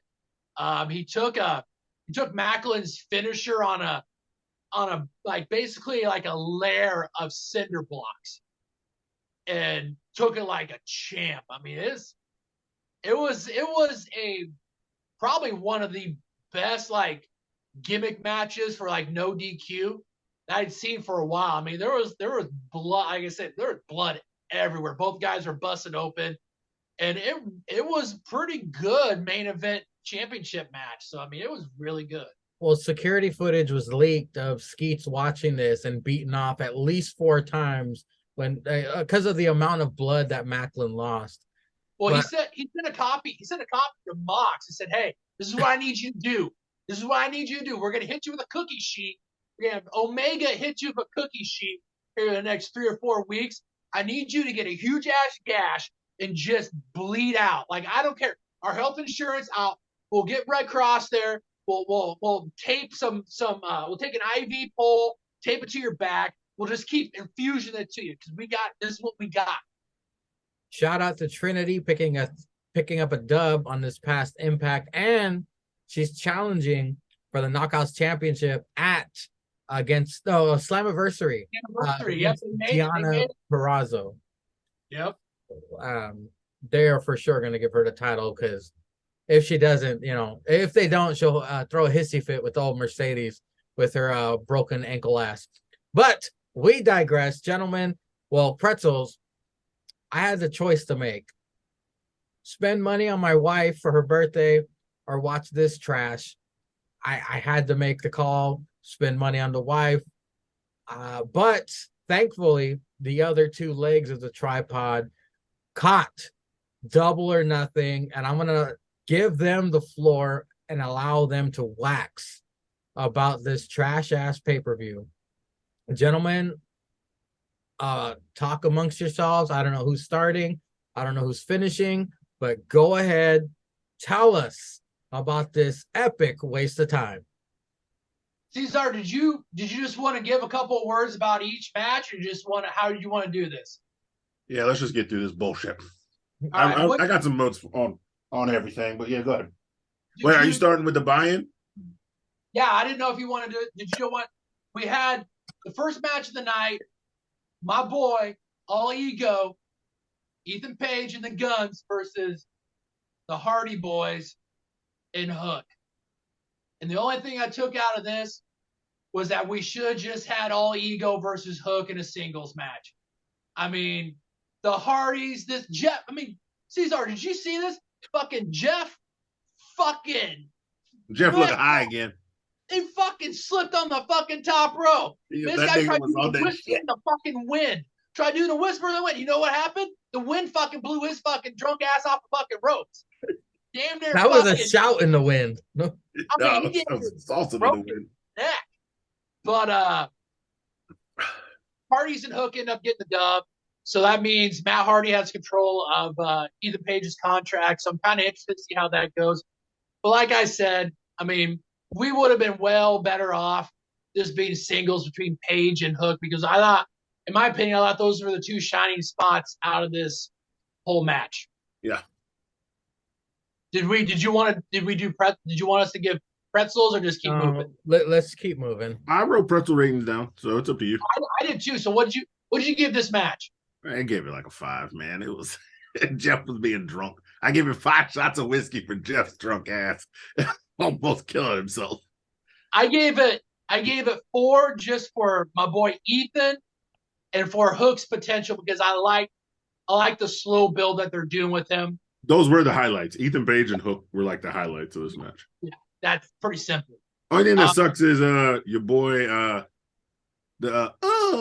is injured. He got injured in the injured in that fucking final deletion. The final deletion bullshit match. The firm deletion. Yeah, the firm deletion. He got injured in that match. So that's why Hook had to step in, because he was supposed to wrestle in it. Isn't his partner injured too? Well, yeah, but now they can come back together. Yeah. I guess. Well, maybe. I like it. If they get a new shirt and if their opening is like, and then the private part, oh my God, it's private party. Give them all the gold. Give them all the gold you want. I like it. I think it was Taz. One of the guys said when Hardy's and Isaiah are coming out, they asked, "Is this Isaiah Cassidy or is this Brother Zay?" Because I guess he's going by Brother Zay too. Brother so they're Zay, like, yeah. Which one is this? I thought that was funny. Yeah. To open up the pay-per-view, we had the Blackjack Battle Royal, which I was actually kind of surprised because we actually had some pretty decently big name wrestlers in this. Like, I thought it was going to be like obviously Orange Cassidy, maybe a few mid card guys, but we had Jay White, we had our boy Ricky. We had Penta and Phoenix in it. Commander Bandito. I mean, we actually had a pretty decent amount. I'm gonna say this. There were 2 fucking guys that jumped off the top rope to the outside. Now, my WWE brain told me, you just fucking jumped off the top rope to the outside. You done. AETW? Nope, you're still in the Battle Royal. You're still in the Battle Royal. Well, technically, Commander never entered the ring. So that's what they said. He climbed, because he never got in the ring. He climbed up the turnbuckle and ran across the ropes. So since he never got in, he's technically not out of the match because he hasn't got it. Mangria, this was some fuckery that only you could love because all 21 assholes were out there, right? This is the fuckery of this match. 14 of them were in the ring. Nope. About 10 of them, 12 of them were in the ring. The other 10 were outside fighting at the same time as the motherfuckers in the ring. But technically the 10 outside were not 10, because Brian Cage and Swerve were standing on the ramp with Prince Nana for like 20 minutes of this match. Like Swerve didn't get in until there was like 8 niggas left. Like he was just standing there. What up, Prince Nana? I wrote down on that. I'm like, oh, Prince Nana, do you eat Popeyes in your nation? Huh? Or do you eat the swine, Prince Nana? I love me some bacon, Prince Nana. And Prince Nana's like, my brother, I sell the bean pies. I have no swine, but I will fuck up a chicken with honey and the beloved hot sauce of y'all's nation.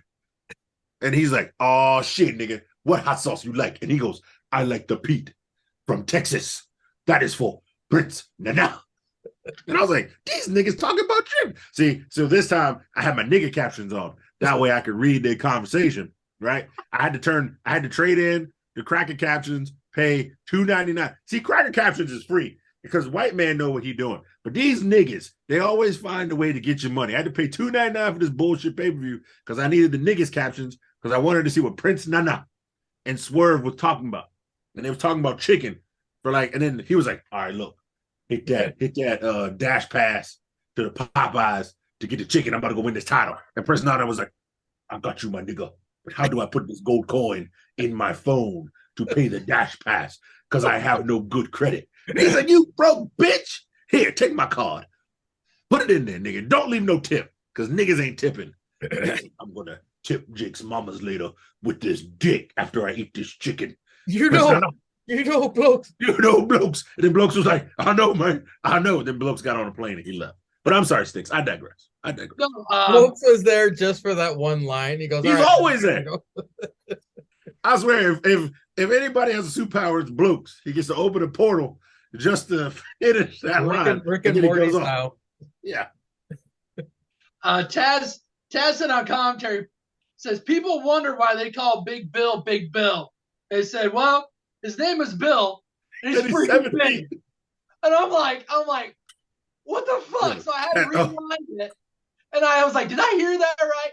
Sure. Oh wait. Did you miss JR calling this the European Championship? Yeah, no, I heard that. JR was on it. Oh, it's some shit. This was classic ATW. We'll talk about the tag team championship. He was fucking. JR was there for half the pay-per-view. Yeah. Just fucking up as usual. He said, I can't believe they got all 21 men here for this European Championship. And nobody corrected him. And they just let that shit fly, baby. JR was on that shit. He was drunker than Jeff. Bro. And that's saying something. It was so good. We ended up getting the final two was OC versus Swerve, and that was a good singles match. Wait. Did Phoenix at least put up a fight? Yeah, he dumped somebody. The Luchadors, they did a damn good job because I think Bandito had a guy up in like a suplex, like he held it, and the other Luchadors were fighting off everybody else. Why he kept held him up so blood could rush to his head. Yeah, like Phoenix, Cedro Meadow, Penta, Commander, and somebody else was pushing everybody else away and fighting him. And Bandito just had this motherfucker one-armed and like kept doing that shit like he does. And the crowd was like, 30, 31, 32, 33. I was like, this nigga about to be drunk when he gets suplexed. All the blood is rushing to his head. Dick gonna be soft for 3 days. And Bandito just had him up. Just had him up, dude. And they were all beating up the dude. So that spot was actually pretty cool too. And then when Phoenix did get eliminated, your boy Cedro Meadow went off. He was beat. He was pile driving every nigga out there. Him and Jay White had a good interactions between each other in this match. It was good. And Penta was one of the final four. It was Penta, Big OC. Bill, Swerve, And OC, and yeah. OC. And Penta held up in this match. It was a great reminder that if they ever allow Penta to be a singles guy, this guy can go as a singles guy. I mean, he held his own in this battle royal. The reason why there was a 3-way match on Wednesday was because OC was about to get eliminated by Big Bill. And Trent, well, I guess you saw the clip. Yeah, Trent pushed OC out the way and took the boot from Big Bill. And then Swerve ended up eliminating Big Bill. Like Swerve was letting Big Bill beat up OC. And he's like, no, you got it.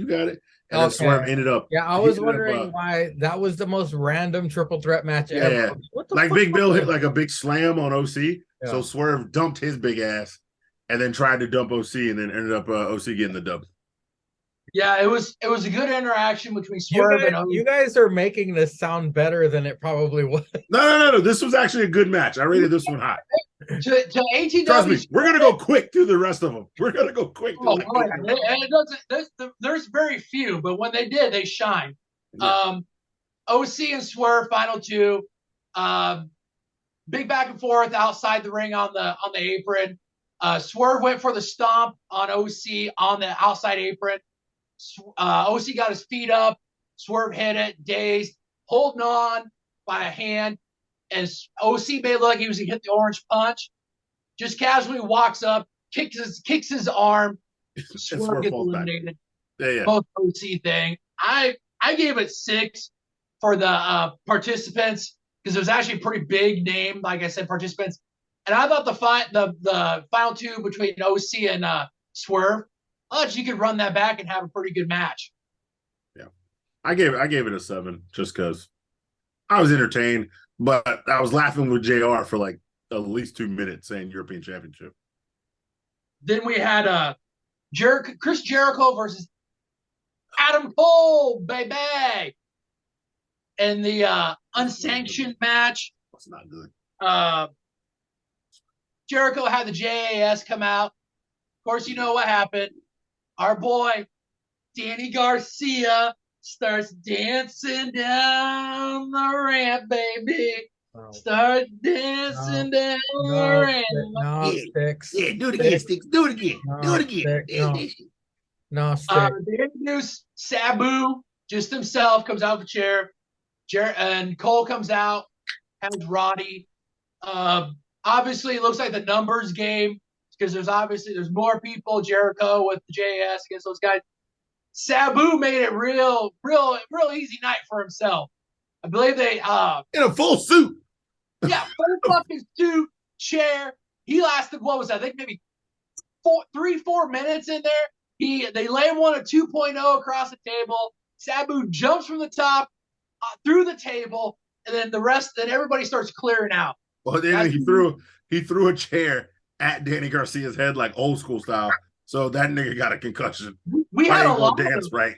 There was a lot of that on that night. Just Sabu throw chair shots. Jericho did it to Cole during this match, which stunned Cole and had him fall outside through a table, which looked like he clipped maybe a fourth of the table and basically hit like all fucking padding and floor. End up having Dr. Britt Baker came out with a kendo stick.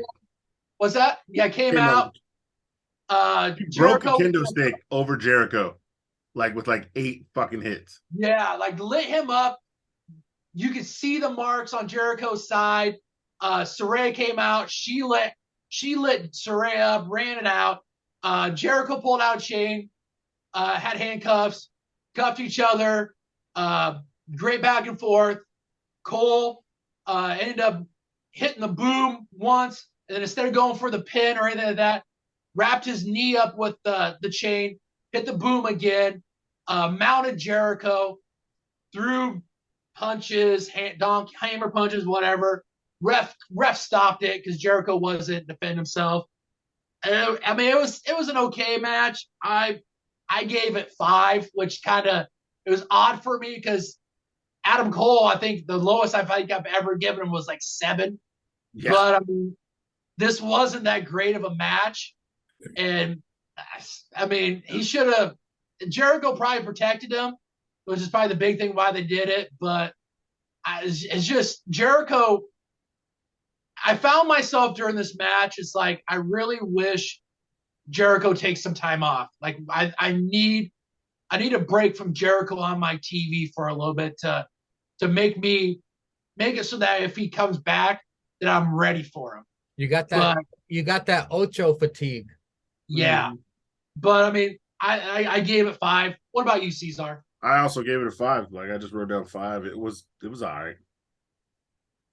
Up next we had FTR versus Jeff Jarrett, Jay Lethal for the tag team titles.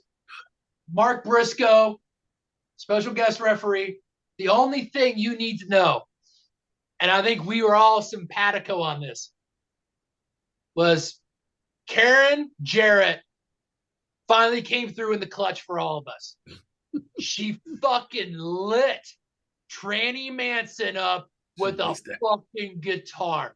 That's all you gotta say. Yes. That's all I'm gonna say about this. And full pretzel. I gave it 6 pretzels just because of the fucking guitar lineup. That's it. I gave it 5 in the salt. By the way, I saw the clip after she hit Tranny Manson. She like fucking stumbled and like, ugh. Yeah, because she was backing up talking shit and stumbled over her heels. Yeah, that shit was good. I would have if I was watching that live, I would have came. I damn near did. I was like, as soon as that happened, I think I let you guys know in the chat, hey, fucking Karen just lit Tranny up. That was the best part of the match. He went Stix to midnight. Damn right. Oh yeah, it was great. Up next we had the TNT ladder title match. Christian Cage, our captain, versus Wardlow. There's only one man that can show up in a fucking sleeveless turtleneck and make that motherfucker look good and wrestle in it. You know who that is? Twitter was popping over the turtleneck. That is Christian fucking Cage. This man walks out, struts out, fucking sleeveless turtleneck, and you knew game time, boys. Game time.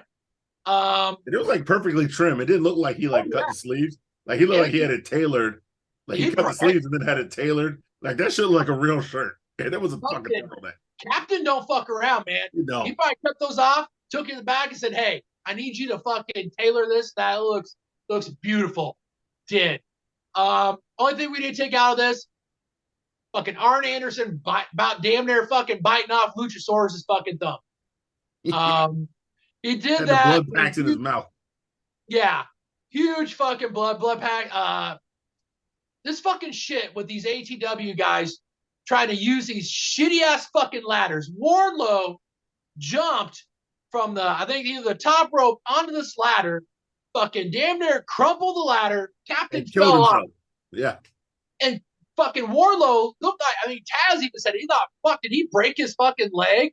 Like, I mean, the way it fucking crumpled and Wardlow landed, it's like, and then the motherfucker grabs the ladder and is gonna fucking set it up to try to use it. And the ref was fucking holding it because it was so crumply. And even the announcer was like, "What are we doing? No, you shouldn't need." There was 38 ladders around the ring. Wait, was JR still on commentary for this? Yeah, I think he even said it. He was like, no, Mangria. When I did my 5 matches and notes, that's when JR left. There was 10 matches. JR was there for half of the show. Tony Schiavone took over the second half of the show. JR was out there for 5 matches, just lit, saying whatever. Fucking up. Wait, he wasn't out there for Buttlander? No. You know he would have said, well, this girl thick. No, he didn't know. Because both the women matches were in the second half of the show. This girl packing on that extra weight. Yeah. Excalibur. Yeah, he wasn't out there for Buttlander or Booty Storm. But he had the fucking beat off during that. So it's fucking the finish saw Christian climb the ladder, zombie Arn Anderson grabbing his leg, ended up being able to toss him to Wardlow. Wardlow catches him, power bombs him. Wardlow climbs the ladder, retains the It was so TNT shit. championship. Like if you ever wanted to recreate that TNT title and make it great again. I've been saying that a lot this episode, but I don't give a shit. Is You ours should have Republican, Christian. folks. No. Oh fuck old Donnie. That cracker ain't doing shit except beating his meat and grabbing him by the puss. Yeah, Christian should have won this. The wrong man won this match. What I mean, okay, on one hand, I get it. Christian is there to put over the younger talent. He's a mentor to Super Shredder. He's a mentor to Jungle Boy. He wants to put over Wardlow. Yeah, we all three said 2 weeks ago, if you want the TNT title to matter, put it on someone as credible as Christian. And give him a run with it. Yeah. Then once he like builds a run with it, then have Wardlow beat him. If that's what you want to do to get over Wardlow. Like, yeah, we get it. Like Jericho's putting people over. Christian's there to put people over. We know CM Trash is not there to put people over. But yeah, it would have made it more credible if Christian would have had a run. Him and Luchasaurus can cheat their way, get some easy dubs, keep that title for a while, and then if you have Wardlow and Arn come back, and then win it. Yeah. Well, I have a hot take on this. Wardlow, let's say in an alternate universe, Christian Cage, like what if they played off like Wardlow did break his leg and Christian climbed the ladder, he became the champion. Wardlow's gone for let's say 3 months. Yeah. Well, the next pay-per-view. He comes back as a heel and defeats Orange Cassidy for the international championship. Not only would that make him a top heel, he can move on from the TNT title, give Christian a run with that title. Him and Orange Cassidy could feud for the international championship, making Orange Cassidy a sympathetic face. Or give Orange Cassidy time off.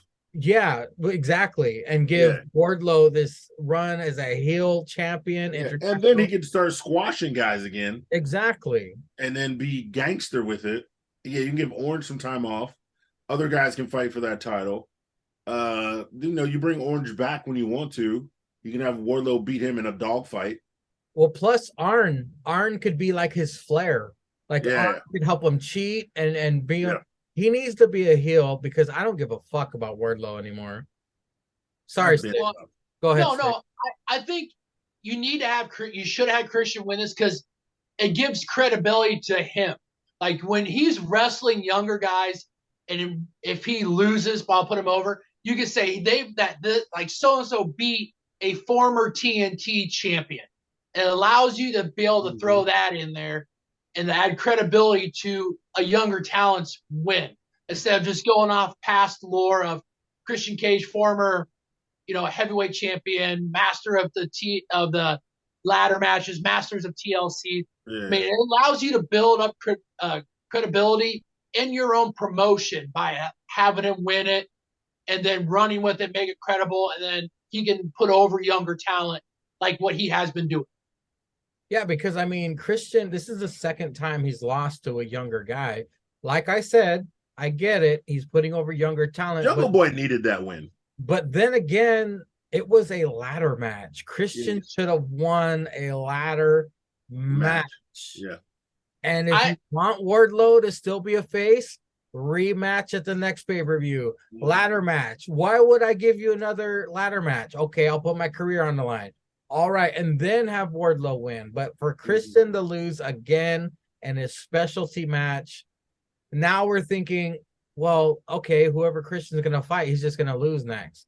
He's losing, which is the honorable thing to do if you really think about it. Yeah, however, which is probably what he wants to do. If you want a Hall of Famer to retain credibility, like Edge beating Finn in a Hell in a Cell match, give Christian some dubs. Which I still think was a wrong decision. I know Finn, Sorry. Finn should have won that. I think, in my opinion, if you're going to have somebody beat Christian in a ladder match, it needs to be somebody great instead of Wardlow. Like, you save that for like, if you think Jungle, like, I know they're done with Jungle Boy. Like, if you think Jungle Boy is a top guy that's like maybe a year or two away from being your promotion's champion, Then you have him beat Christian in a ladder match. Then you can say he beat Christian in Christian's match. Like that's the catapult. You do that for someone like Wardlow, it's just nothing. I don't care because nobody cares. You people like fans like us, we're just gonna look at it and like we just said, it's just it's Wardlow. What do you fucking do? I mean, I know they had said previously like the only other ladder match Wardlow was in was I think that Face of the Revolution where he broke match, the Sonic ring. But I mean, you still should have had him lose this one. I mean, you're passing that TNT championship like a fucking hot potato anyway. So what's the fucking difference? Have him lose it and rematch it like you said. Well, that being said, what did you gentlemen give this as a pretzel rating? I gave it 4. Yeah, I gave it like 5. That was about it. I gave it 4 just because of Christian himself, turtleneck, and him looking fucking great in it. So that brought us up to the women's championship match. Hayter versus. I got it. Yeah. So this is when I started taking notes. It was the AEW Women's Championship match. Yeah, we had Booty Storm versus Jamie Hayter. I literally wrote highlights. Nothing. This was some dog shit. That's what I wrote. That's what I wrote. And for the pretzel rating, I wrote dog shit. Oh, I was waiting for the pretzel dandruff. The salt. The dog. All right, dog shit dandruff. That's what I mean. It was literally. Don't get me wrong. I'm not mad as Stix was because I think the right person won. Because if Jamie Hayter is really hurt, I don't need this intern bullshit. Yeah. Literally, she got attacked in the back, attacked to the ring. She hit like maybe one move. Dr. Britt Baker came out and attacked the bitches outside, but it was like hip attack, Storm Zero, match was over. It was literally 5 minutes. So it was too much fuck shit. Like you had Saraya on the fucking apron, fucking cutting the strings on a turnbuckle pad, and then you had fucking Ruby Soho up on the apron again. Like Cesar fucking classy said, Vince would never do this bullshit in a women's match. There's so much fuck shit.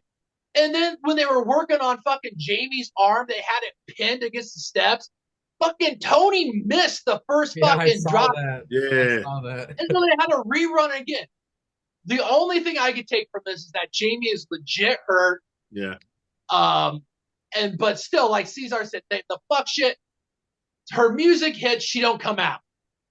Mm-hmm. And then the music hits again, and here those two fucking women, the other two from Outcast are jumping her. And it's like, what are we doing? I'm so over this Outcast shit. I'm so over this with Jamie and the Doctor and fucking Sheeta. I mean, we gotta move on. I'm kind of interested to see where they're gonna go, Tony, who's gonna be next. But I mean, I gave it 2 pretzels, and that's probably being really generous. Just because Jamie had a little bit of offense, but outside of that, I mean, this was just another dog shit AEW women's match. Yeah. Up next was the House of Black Magic Cracker Shit versus TBA. And the TBA was the Acclaimed. Because everybody loves the Acclaimed. Listen. Yo, Caster's rap was good. He called that thick neck cracker with no knees, called RuPaul's Drag Race. Said why Malachi gets no hate for wearing blackface. That shit popped me. And then said Buddy Murphy is getting cucked by Dominic. Yeah, his whole rap, just go back and watch that. That is really good. I saw it. Oh, yeah. Highlights of the match for me was Bowens. Bowens wrestled the majority of the match, showing he could take a beating and still giving up, dishing that work. But it's fucking like they're just letting those dudes curse, man. When Daddy Ass got the hot tag, he was whooping that thick neck cracker and he yelled "fuck you" and hit him with a famouser, and then told Buddy Murphy to eat shit and spiked his ass. And like Daddy Ass like kicked him in the stomach and was like, "fuck you," and gave him the chop and gave him a famouser. And told him to eat shit. Dude, I popped so hard for that shit. But eventually, yeah, they lost the match. Daddy Ass took the pin. We saw what happened Wednesday. But as far as this goes, where is it? Black Magic Cracker shit. Yeah, I gave this a 6. It's all the Acclaim. All 6 points go to the Acclaim. Black Magic Cracker shit ain't really do nothing for me. But the rap, the wrestling was good, and then Daddy Ass, I gave this a 6. Was the Undertaker out there? Yeah, that bitch was out there. Okay. Yeah, she was out there, you know, with her big ass hat on. I gave it 5, mostly because of Max Caster's fucking rap in the beginning. Like Cesar said, wrestling's good.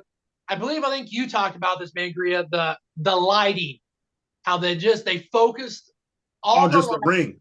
On the ring and fucking dark out the crowd. I like that. WWE does that, I think, for like house shows. Yeah. I wish they would do a lot more of that because don't pay attention to the fucking fans with their signs, what they're doing. You need to be paying attention to the shit in the ring. And this allows you. This is what they do in Japan, though, in New Japan, right? They just focus on the ring. Well, I don't know. I think sometimes they do. I think there's sometimes where you can still see the fans, like the lighting, but I mean this is one of the good things that ATW has done. Like they have allowed, or if it's either Malachi's idea of doing this, or somehow Tony Skeets took some sniffed some fucking smart Skeets. I mean, this is great. It allows you just to focus on the action in the ring. And this was a good match. I mean, for a trios match, TBA, the Acclaim. I mean, and they had no special rule because he said in his rap. No special rule. He needs to learn how to take a fucking Paymaster. This dude did not take a Paymaster very well. But outside that, I gave it 5. It was a good trios match for ATW, so I thought it was not bad. For no build? Yeah. Okay. Yeah, exactly. Up next, we got the TBS Championship with Jade Cargill versus, highlights in the match was Taya hit that sliding German, where somebody's sitting on the ropes. She slid to the outside but snapped the German. Nakamura style. Dude, that move is always clean when you hit it. And then Taya looked strong in the beginning. The ending was dumb because Taya hit her finisher. Jade kicked out. Then Jade literally 2 seconds later hit her finisher. She got pinned. And then Buttlander came out and won the title in one move. So I gave it a 4 for the first match, a 1 for the second match. And it was dog shit. Yeah. I just watching between Ty and Jade, it just felt, and this might just be me, it just felt like Jade was more dominant. Like she had more of the offensive moves outside, like Cesar said, the sliding German and her hitting the road to Valhalla. I mean, it just seemed like Jade was just more dominant on it. And then, like Cesar said, Taya hit her finisher, which is the same exact fucking move that Jade does. Jade kicked out of Taya's, but Taya doesn't kick out of hers. I gave the first match, I gave it 2 just because I thought I've watched Taya Valkyrie wrestle in Impact, and she can do so fucking much better. She wrestled better in NXT. She did better in NXT. She comes, I mean, I hope she's getting the fucking Skeets Brink truck money, because that's the only reason she would be looking like dog shit. It was still some Vince shit when she was there. She should have waited it out for Trips to take over and old cross-eyed fuck to take over, because I ain't gonna be lying, bro. If she was still in NXT, I don't know if Tiffany Stratton would be champ. Taya could have been, especially they did this shit where they give the title to Indy at the fucking ladder match, and then they knew Indy was getting called up. Taya might be champ right now. Let's really be honest. If they were taking it off Roxanne that early, they probably would have put the belt on Taya. She could hold it for a while till they think Tiffany was ready for it. I mean, you imagine we'd have got Taya versus Blair Davenport. Woo! So when NXT debuted Frankie Monet, I was like, who is this bitch? I don't know this bitch. And then RVD was touting her, oh, this is my woman, everything. I was like, oh, okay. And then I saw the character work of Frankie Monet. I was like, oh, this bitch is something special. Yeah. And then she went to Impact. and the Death Dolls. And I was like, I told you guys you can try, if there's a Mangria who's obsessed with the tripod, go back and look at the episode where I said, man, I hope Taya Valkyrie gets something better. She's bigger than the Death Dolls. And then she goes to ATW. And I was like, all right, now she's finally gonna get her due. We got Taya Valkyrie. Finally, they backed up the Brinks truck. RVD's gonna fucking get high and watch his wife become the new champion. It's a new day, guys. Same old shit. Yeah. Like losing twice to Jade does what? My Does what? dreams for Taya Valkyrie are now. However, we are going to talk about her again later. But what were your pretzel rating, Stix? Then we had Sterling come out, start touting about Jade, how it's a fast match, basically open challenge. And then Asslander shows up. Crowd pops. We get the double or nothing moment. She comes in, obviously kind of a little rusty, ends up beating her. I gave that one 3 just because of the surprise itself. But I mean, both matches. This is why ATW is probably like has maybe the 5th best women's division in wrestling. And I mean, I can't outside of like WWE and Impact. I mean, maybe ROH's women's division might be better than this, but even that's probably. I mean, if I don't watch NWA's women division is better than the Sunday Night Skeets women division is better. Hell yeah! Hell yeah! And then it might be toss up. Well, no, it's not toss up because Lexi is the fucking Dynamite Curtains champion, so that comes in closely behind Sunday Night Skeets. And then it's fucking AEW's women division. I mean, this was. You know what I would have liked better? I would have liked it if like Taya won, she beat Jade. I would have liked Statlander. Like if they did the same match for Booty Storm and Jamie Hayter, except quicker. And the Outcasts were like, we're running this shit. It don't matter. Tony Storm's like, I'm a 2-time champion. Nobody's gonna beat me. I'll challenge somebody right now. I'll challenge whoever. And Statlander came out and they actually had a match because the other 2 bitches were getting beat up by Shida and Britt Baker, and they actually had a match and Statlander won. I would have accepted that better than just Jade. You know what they should have done is that since Hayter's injured, they should have had the match start and then fucking Saraya get up on the apron and be like, oh, bloody hell, ho, ho, ho, ho. And then fucking Hayter gets in her face and Saraya sprays Hayter in the eyes with the green spray paint, and then Booty Storm with the deadliest move in all sports entertainment, 1, 2, 3, and then what you said happens.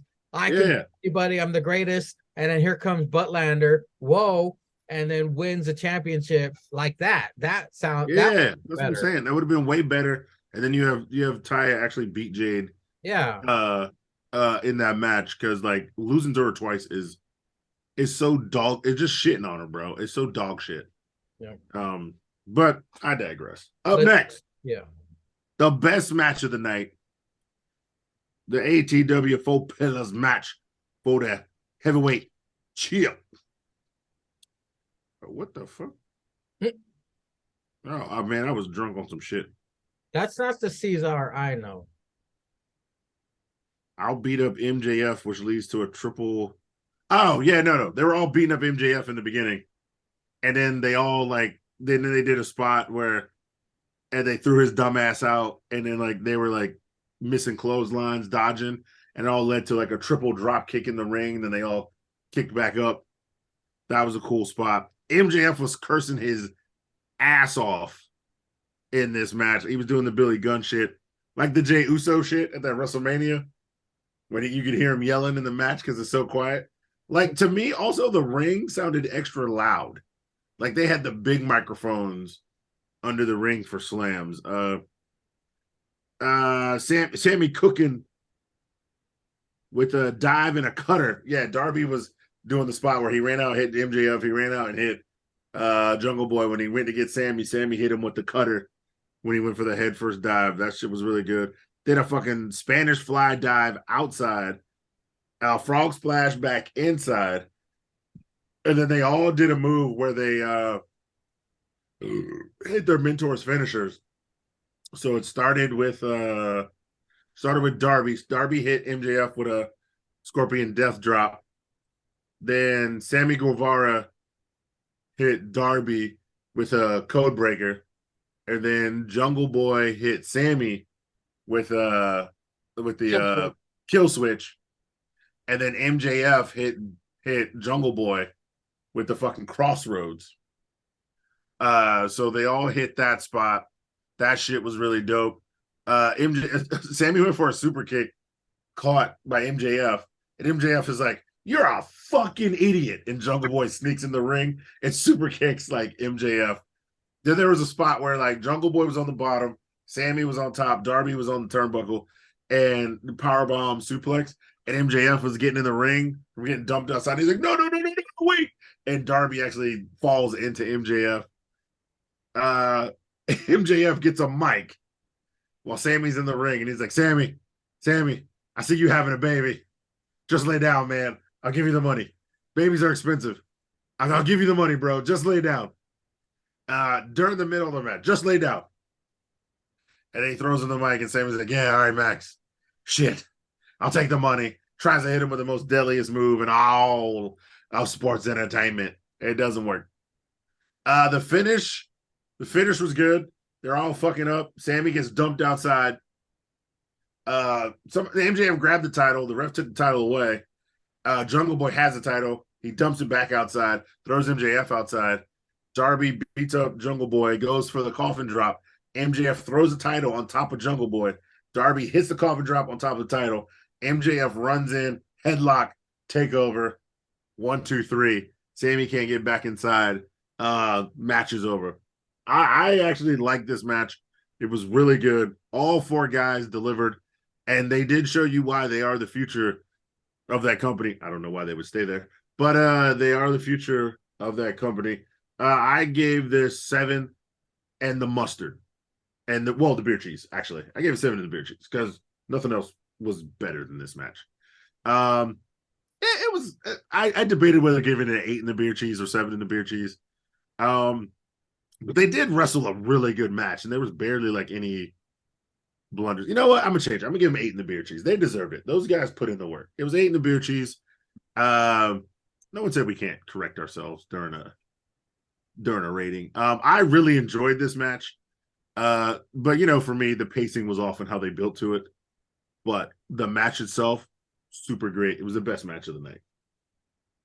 Yeah, they each had, outside Jungle Boy, they each had like semi-special interests.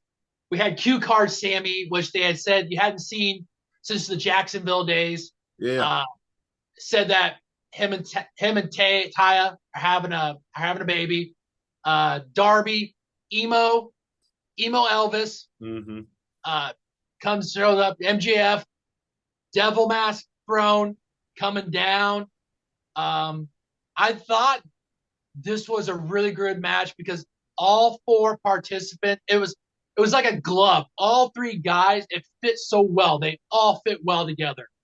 The other 3 guys can go, and MJF brought the, like Cesar said, he like the cursing moments. Like Darby did that over, like MJF brought the entertainment. He brought the entertainment. He brought the entertainment, which everybody else bought wrestling. He brought the rollover stunner, and MJF just goes in here and screams, "What the hell?" And then, like Cesar said, super kick, grabs it. You fucking idiot! Eats one from a Jungle Boy. I mean, the moves. Cesar said Darby went to go dive in between the ropes. Sammy caught him with the cutter outside. The fucking Spanish fly from top rope to the outside on the MJF and Jungle Boy.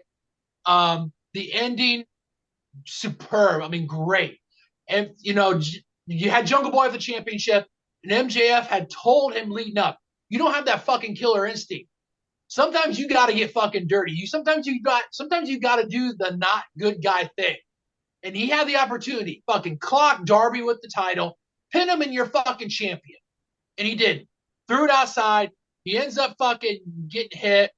Darby's going to hit the coffin drop. MJF just fucking slides right in there, slides the title, crashes on it, headlock takedown. I am also myself gave it 8 in the beer cheese. This match, I was hesitant on what it was going to be, and it fucking blew my expectations out of the water. I mean, I would probably, if I had downtime, I'd go back and rewatch this match again because it was so good. I mean, all 4 guys brought something to this match, and what they brought made this match really, really good. Nice. Well, ladies and gentlemen, we made predictions. Oh, wait. There's still Anarchy in the arena. Huh? Anarchy. That wasn't the main event. Oh, that's right. My bad. Yeah, so the Anarchy in the arena match was the main event. Like as MJF said in his presser. Were you hurt? Were you hurt that you weren't the main event, MJF? Who wants to roll around in John Moxley's blood? Fucking best thing. The best thing that was said all night. MJF fucking brought it all night. So the highlights I wrote down. So the BCC came out to John Moxley's music, but it was an actual band playing a Wild Thing. Yeah, there was an actual band. They did not stop. They just kept redoing the song, and every time the song kept redoing, the crowd fucking went ape shit. Like they would sing for like 4 minutes, they would sing the whole song, and then like the drummer would just be like jump, jump, jump, jump, jump, jump, jump, jump, jump for like 30 seconds, and then the cracker would come back on Wild Thing, and the crowd would go. Rah! Was it a female singer? No, it was a dude. It was all dudes. Oh. Here's the thing. And the guy who was singing had blackface. No, here's the thing. All right, it was a black mask that he was looking through. I'm saying his black thing, and he's racist. That's not the actual band that sings that. That band sings. I know that's some cracker band. Yeah, that band does Moxley's first theme before he got Wild Thing. It is actually a legit female singer that sings that song. Because my girlfriend said the same thing when I was rewatching it earlier this morning. She was like, I thought that was a fucking female that sang it. Looked it up. That's not the actual band. All right, so here's the highlights I wrote down, and then I'll talk about the other fuck shit. So Forehead Jackson. So they all started in the crowd because BCC was coming from the high points, like Shield shit, and it was 2 and 2. So the Elite came out first. They just ran up in the crowd and started fighting. And this is where shit got stupid because there was like 4 cameramen and they all sucked. But Forehead Jackson grabbed somebody's AEW title in the crowd. Oh, replica? Yeah.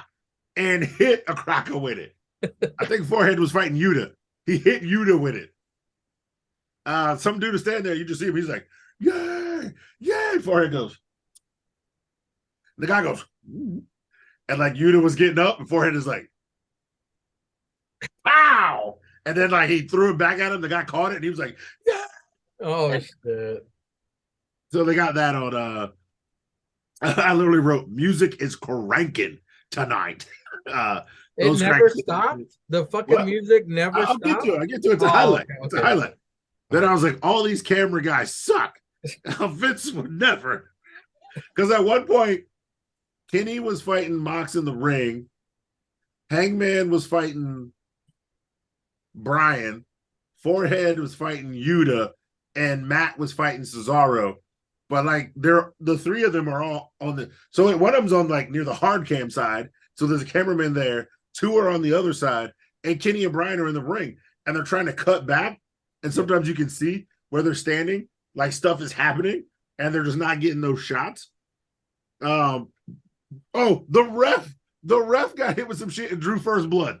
Out of anybody in that match, the ref drew first blood. The ref had a cut. It wasn't Tranny Manson? No, it was that ball-headed dude who always cheats for the Bucks. He had a cut. First blood was him. Kenny and Mox and Hangman. Oh, Hangman took the eye patch off because he was fighting Brian in the ring.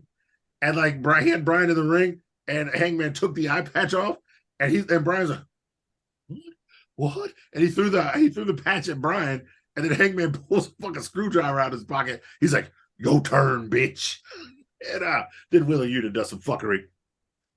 Forehead Jackson did a moonsault off a chair, kicked the nigga out of the chair, did a moonsault off the chair in the outside to Yuta on the outside. And that guy was happy on some fuck shit.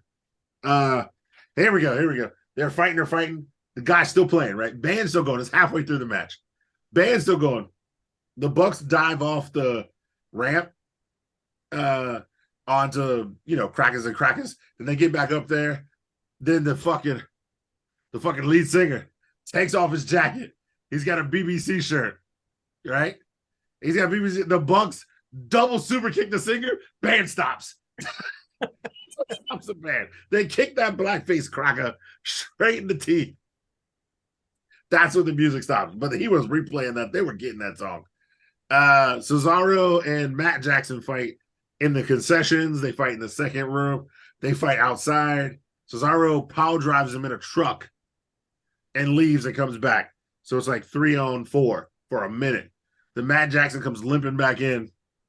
They're fighting. Nick Jackson got real fucked up by this point.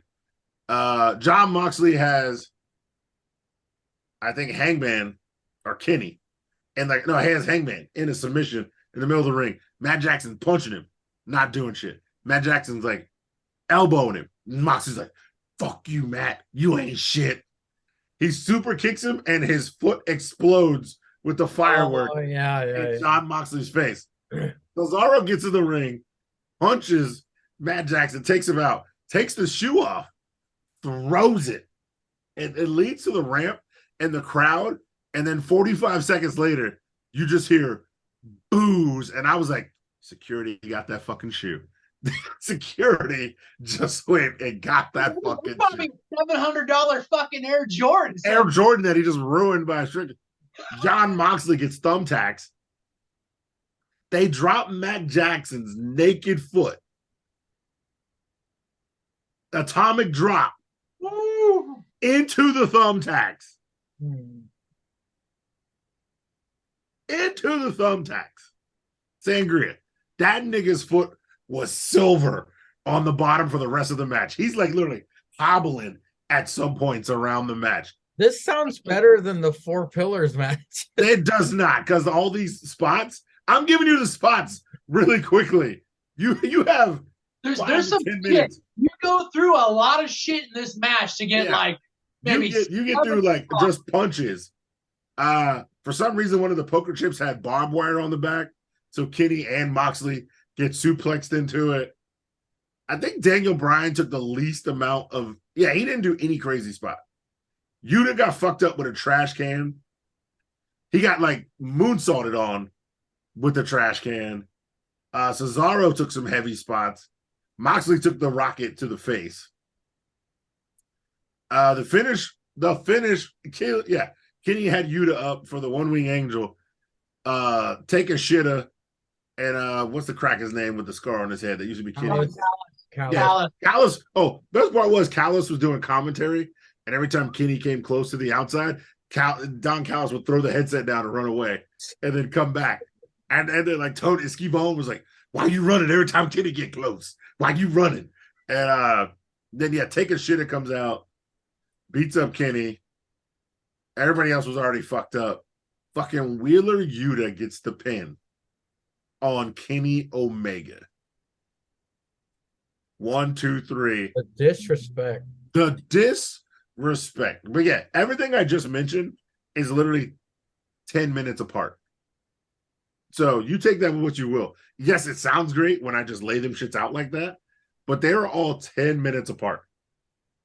You got to realize that Cesaro and them fought on the outside for a minute, and they had to have a cameraman there. And the cameraman was so shitty, he was getting, one of the cameramen almost got hit by security because, the fans were up in the concessions, and the cameraman literally, you see him putting in a battery into this camera and walking forward, and security grabbed that nigga like this. It was like, get your ass back. And he's like, come on, bro, come on. And he's like, oh. And so you can see the other side of the view. You saw that from the cameraman facing this way to the camera. I was like, damn, this nigga beating up his old employee. Like y'all coworkers. Now you got to fight security in the back because they won't let you get the shot. I was like, Vince would never. Vince definitely would never. But yeah, I didn't rate that shit. I forgot. I was drunk. But I mean, for all the I'm telling you, the first 15 minutes was just shitty camera work. Because they could not. How long did this last? I swear this match was half an hour. Oh my God. It felt longer, but I think it was like 30, 35 minutes. Yeah, because they still made it to like midnight. Like it was like 11:50. Good God. And the Four Pillars match wasn't.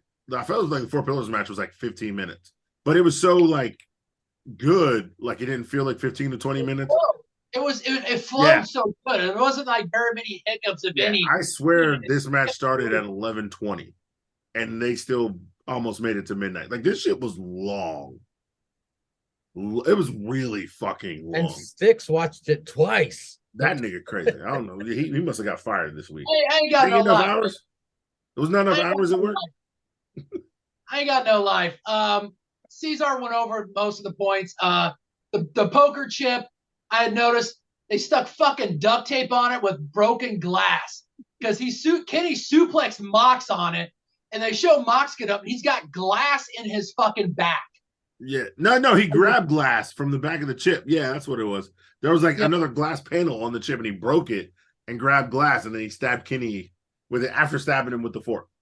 Which I think they talked about. It was like a throwback to like, I think Double or Nothing, like, what was I think maybe when the first time they fought at Double or Nothing, yeah.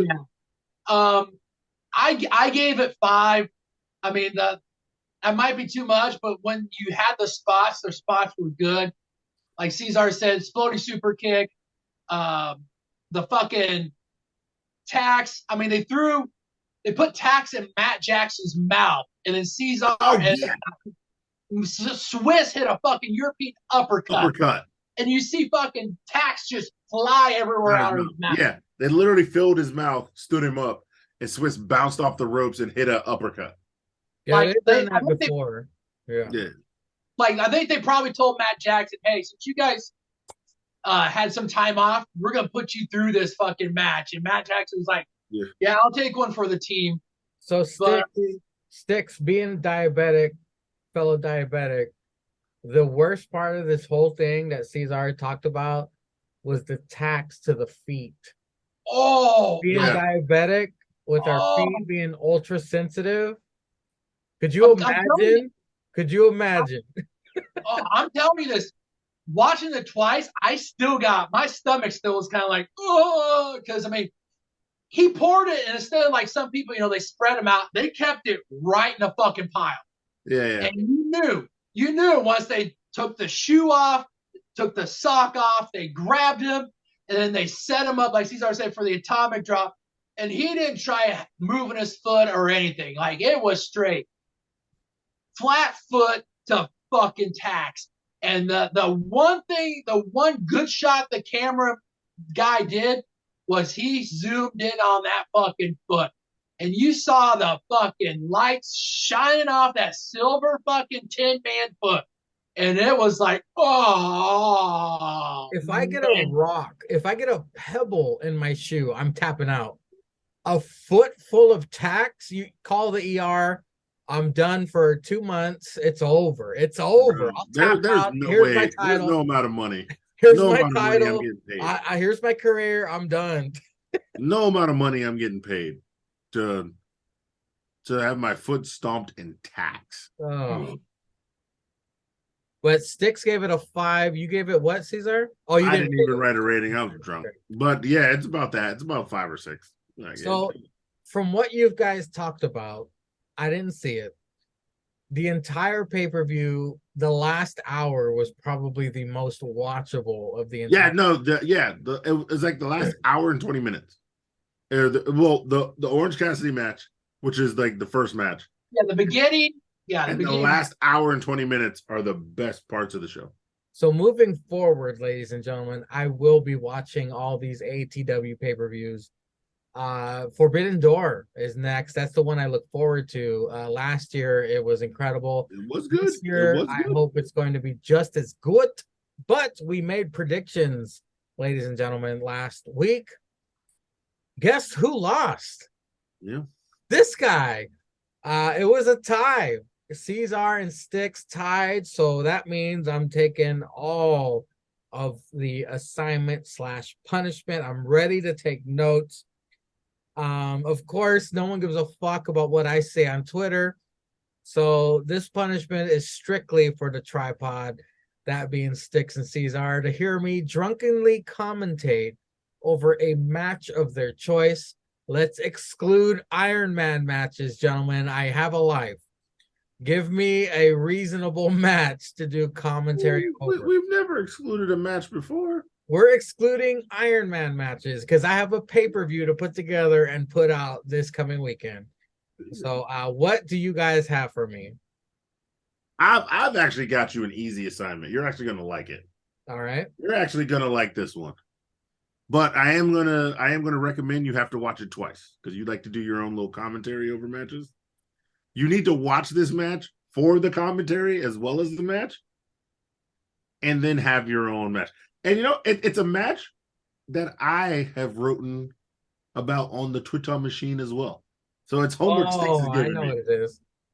It is Santana and Ortiz versus Ethan Page and Josh Alexander Beyond Wrestling. That's what you got to write. That sounds like a good match. No. This is the match where the guy said at one point you're gonna have to get a gun to shoot somebody to win the match. This match was really, really good. I recommend pretzels. JH, you bitch. You got some homework. Watch this shit. Tell me this shit ain't good. Watch this match. From what again? What is it from? Beyond Wrestling. It is Santana and Ortiz versus Ethan Page and Josh Alexander. It's on YouTube. This match is a banger, huh? It's on YouTube? Yeah, it's on you. Really just type it in like that. Okay. Just type it in exactly like that's how I found it. Santana and Ortiz versus Ethan Page. It should pop up when you write Ethan Page. Okay. And it'll say in Josh Alexander Beyond Wrestling. That sounds like a really good fucking match. Bro, these dudes are wrestling in some small ass ring, but this match gets off the rails from the jump and it does not stop. The commentary team is hella lit. It's really like just two niggas commentary on commentary. This shit is lit. I had fun when I watched this match. I had fun tweeting about it. I was like, I gotta hear y'all's. I gotta see y'all's tweets about this match because I know I was loving this match. But if you're gonna do the commentary or tweet about it, I need you to watch this shit and tweet about this shit. This shit is amazing.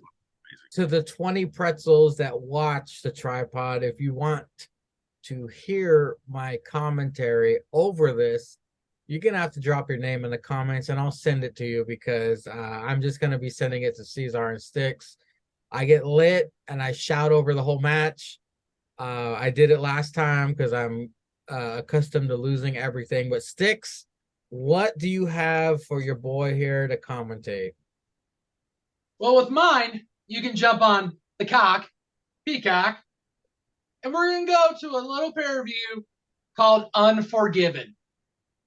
Back to a year, 1999. Knew this fucker was going back in the day. And in that one, we have a man named Al Snow taking on a man who is a boss, a big boss, who's a big boss man. Oh my God. And in this match, there's only ever been one, boys. Oh, Jesus. And this one is what we like to call the Kennel from Hell. Fucking match. Yep. That's your assignment, Mangria. Jesus Christ. That's all right. These sound very entertaining. That's awesome. I can't wait to do that one. But first, ladies and gentlemen, it's Wednesday night. And you know what that means? I gotta change my background. Brian Danielson is on commentary as the KFC dog shit out. Bandito and the Lucha Bros. KFC use Death Jitsu apparently. Yeah. The ref has zero control here. Bandito has Yuta in a delayed vertical for a full minute. Did he have the full minute vertical in I the Battle think he Royal? did like at least 45 seconds. 45 Yeah. This one was way longer. But yeah, this one was a little bit longer, but yeah, he had at least 45 seconds on the pay-per-view. The Lucha Bros putting Mox and Claude in arm submissions at the same time, allowing this. It's a typical AEW trios tag, crazy action and fuck shit. Funny to hear Brian scream about Yuta the entire time on commentary. Yuta uses the seatbelt pin on Bandito to pick up the win. After this, Marvez with Elite backstage. They are still alive and kicking. Dark Order approach to say hey to Hangman. Kenny Omega is hurt and pissed off, but he's not. But he is out of the country. He's not there. Cesar, the kickoff. KFC versus Bandito and the Luchas, and then the little Dark Order and Elite interaction. Yeah, fucking nobody cares about Brian on commentary. I can definitely tell you that. That nigga needs to get off that damn table. He ain't never been good at that shit. Get your bitch ass in the ring. You was the one who didn't take any crazy death spots during the pay-per-view. So you should definitely be the one in the ring. Get dumbass Cesaro non-speaking English nigga or Wheeler Trasher in the ring. I think Wheeler Yuta got the pin again, right? Yep. Yeah, so they're trying to build his star or whatever. Eat a dick. But yeah, these crackers got the Death Jitsu merch. They wrestling in the ring, but yeah, that cracker had him up. I don't know how he does it. And he'd be one-armed for like most of that shit too. Only time he has to pull it is for readjustment in case he's gonna fall over. But he'd be one-arming that shit. Yeah, for a full ass minute, bro. I mean, shit, hanging upside down for a full minute is even crazy in itself. So, I mean, that shit was wild. But as far as the match, yeah, it was a fine match to start the show. 2 commercial breaks though, so it kind of went on too long. Ate up a lot of time. I don't. I'm kind of. I understand with the titles that they have, but I'm over everybody being in a faction. There's no single star if everybody's in a faction. Who's the pure champion, Stix? Who's the Ring of Honor pure champion? I think it's Wheeler Yuta. Did he lose it? No, he's not it. They they had him on Rampage. Fuck, god damn it. It's a dude from Is he a Ring of Honor guy? No, he's from New Japan. Of course. Because I think he defended at the end. Fuck, the name is escaping me, but the guy wrestled, I think, in the main event on Rampage because Danny Garcia came out after the match. So I think challenged him because they announced when I think the next ROH pay-per-view is. So I think they're going to set it up for this guy versus Danny Garcia. But no, Wheeler's not pure champion anymore. Okay, well that's cool. But yeah, man, it was a fine match. But I don't know. I mean, 3's enough, I think, for a faction. But you guys be having 4 and 5, so you got to build 4 and 5.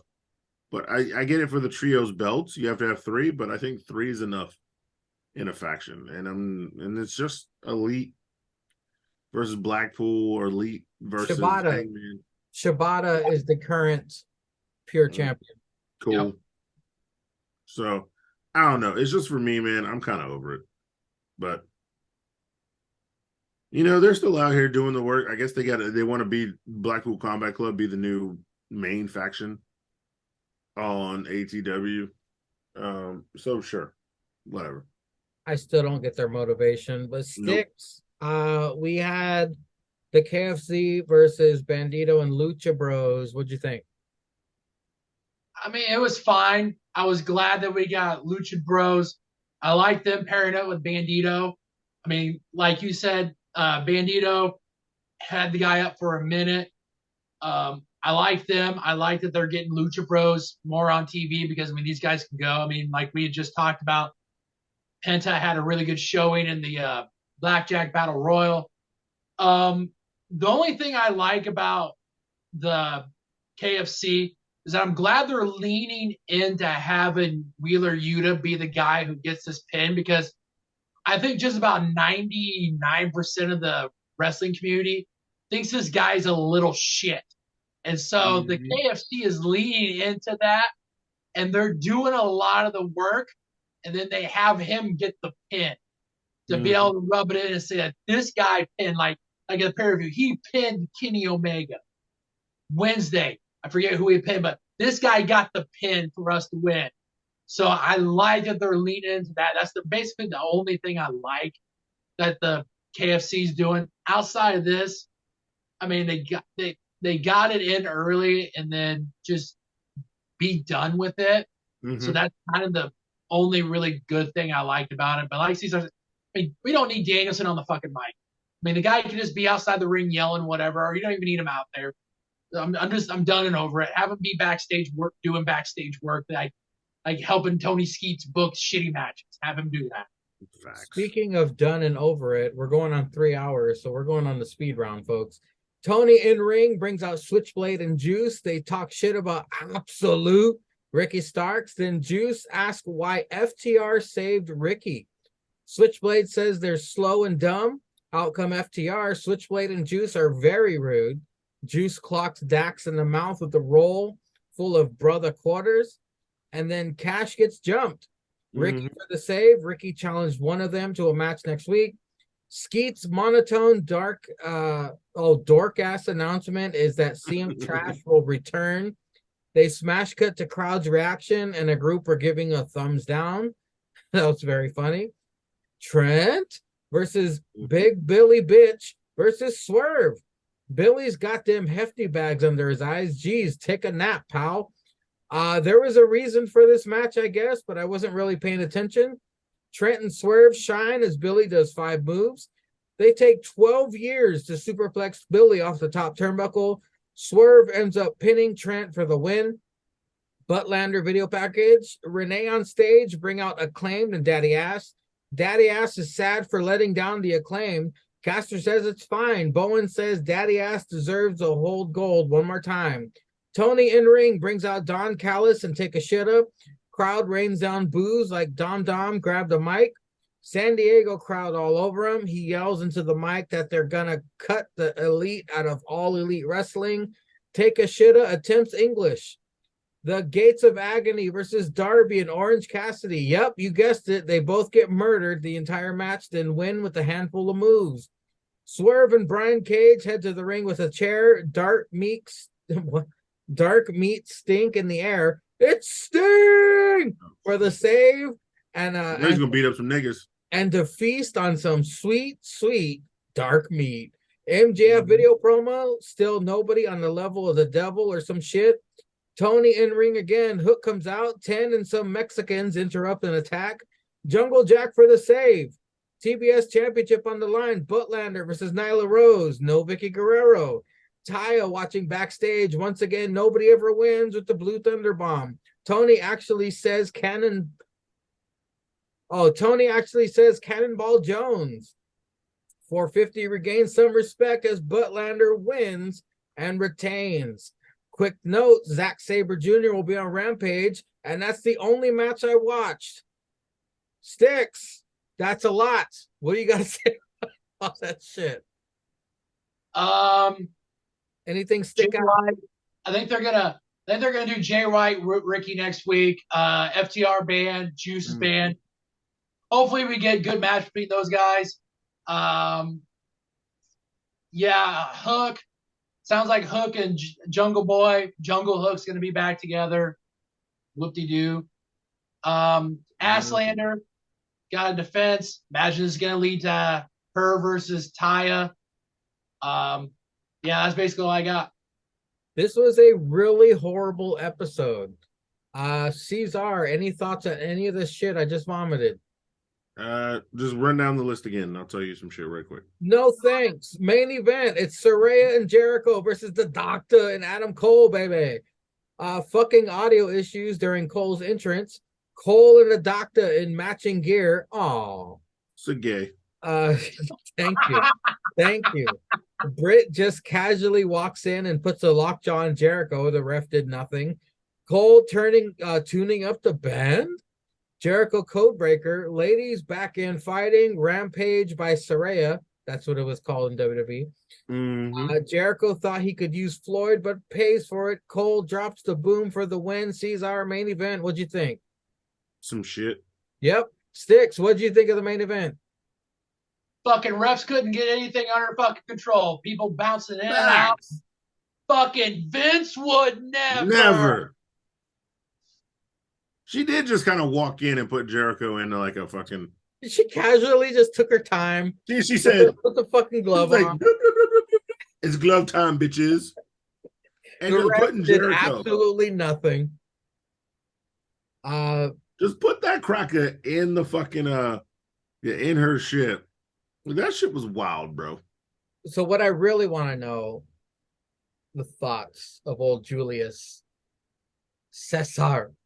Yeah. Is the fact that CM Punk is going to be the main guy on their new show, Collision. I ain't watching it. Yet another fucking show from ATW, like they don't have enough. Yeah. We will not be reviewing Collision on the tripod. Just like we don't review Rampage. Because one show a week is more than enough. Stix, what'd you think of Skeet's announcement? I thought he was going to hand the mic to Adam Cole, and then Adam Cole was going to hand the mic to Nigel McGuinness. But no. All the rejects are going to be on that show. Yeah. When you look at the promo, Samoa Joe's on it, who isn't a reject. But Scorpio Sky. Yeah. Scorpio Sky all the rejects. Scorpio Sky's on it. Miro's on it. Thunder Rosa's on it. Yeah. All the rejects are going to be on Collision.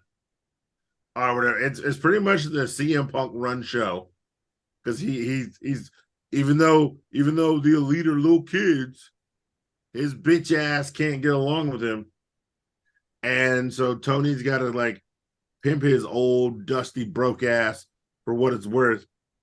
And this is it's the dumbest shit. Why do you have 3 shows? You have 3 fucking shows. You have 2 different wrestling companies and 3 shows. And yeah, I know the world title ain't never getting defended on that show. So CM Punk ain't winning the title no more. They're probably going to create one just for him. If they do that, man, I'm fucking out. I'm not going to review I'm not even going to review Dynamite anymore if they do that shit. You'll just see me here drinking while you and Stix can talk about that shit. I'm just done. Caesar is just gonna be on the fucking bottom screen staring at fucking the NBA finals the entire time. Pretty much. I don't give a fuck. Well, either that, we might have to just slide over and start watching Impact. We might just have to start breaking down Thursday Impact.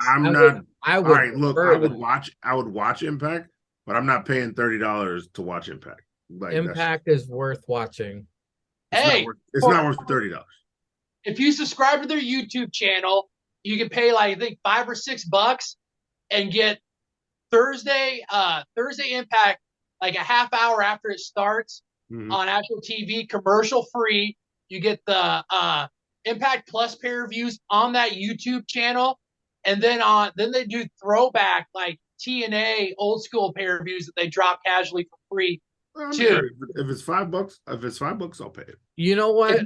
Since Jake is such an Orange Cassidy fuckboy, have the Steel Row After Party review ATW. We'll jump over to Impact because that's way better than fucking ATW. But I digress, ladies and gentlemen. Thank you for watching. Thank you for listening. I see the views going up. I see the subscribers going up. You guys are awesome. Thank you for putting up with this stuff and being entertained. We try our best, folks. We take breaks sometimes, but you know what? It's worth it, okay? We're worth the wait, right? Don't forget to check out all of APPW's content. It's all good. Pay-per-view coming up this next weekend. And until then, ladies and gentlemen, we do what we do best, and we give big ups to the old Stallion Pete.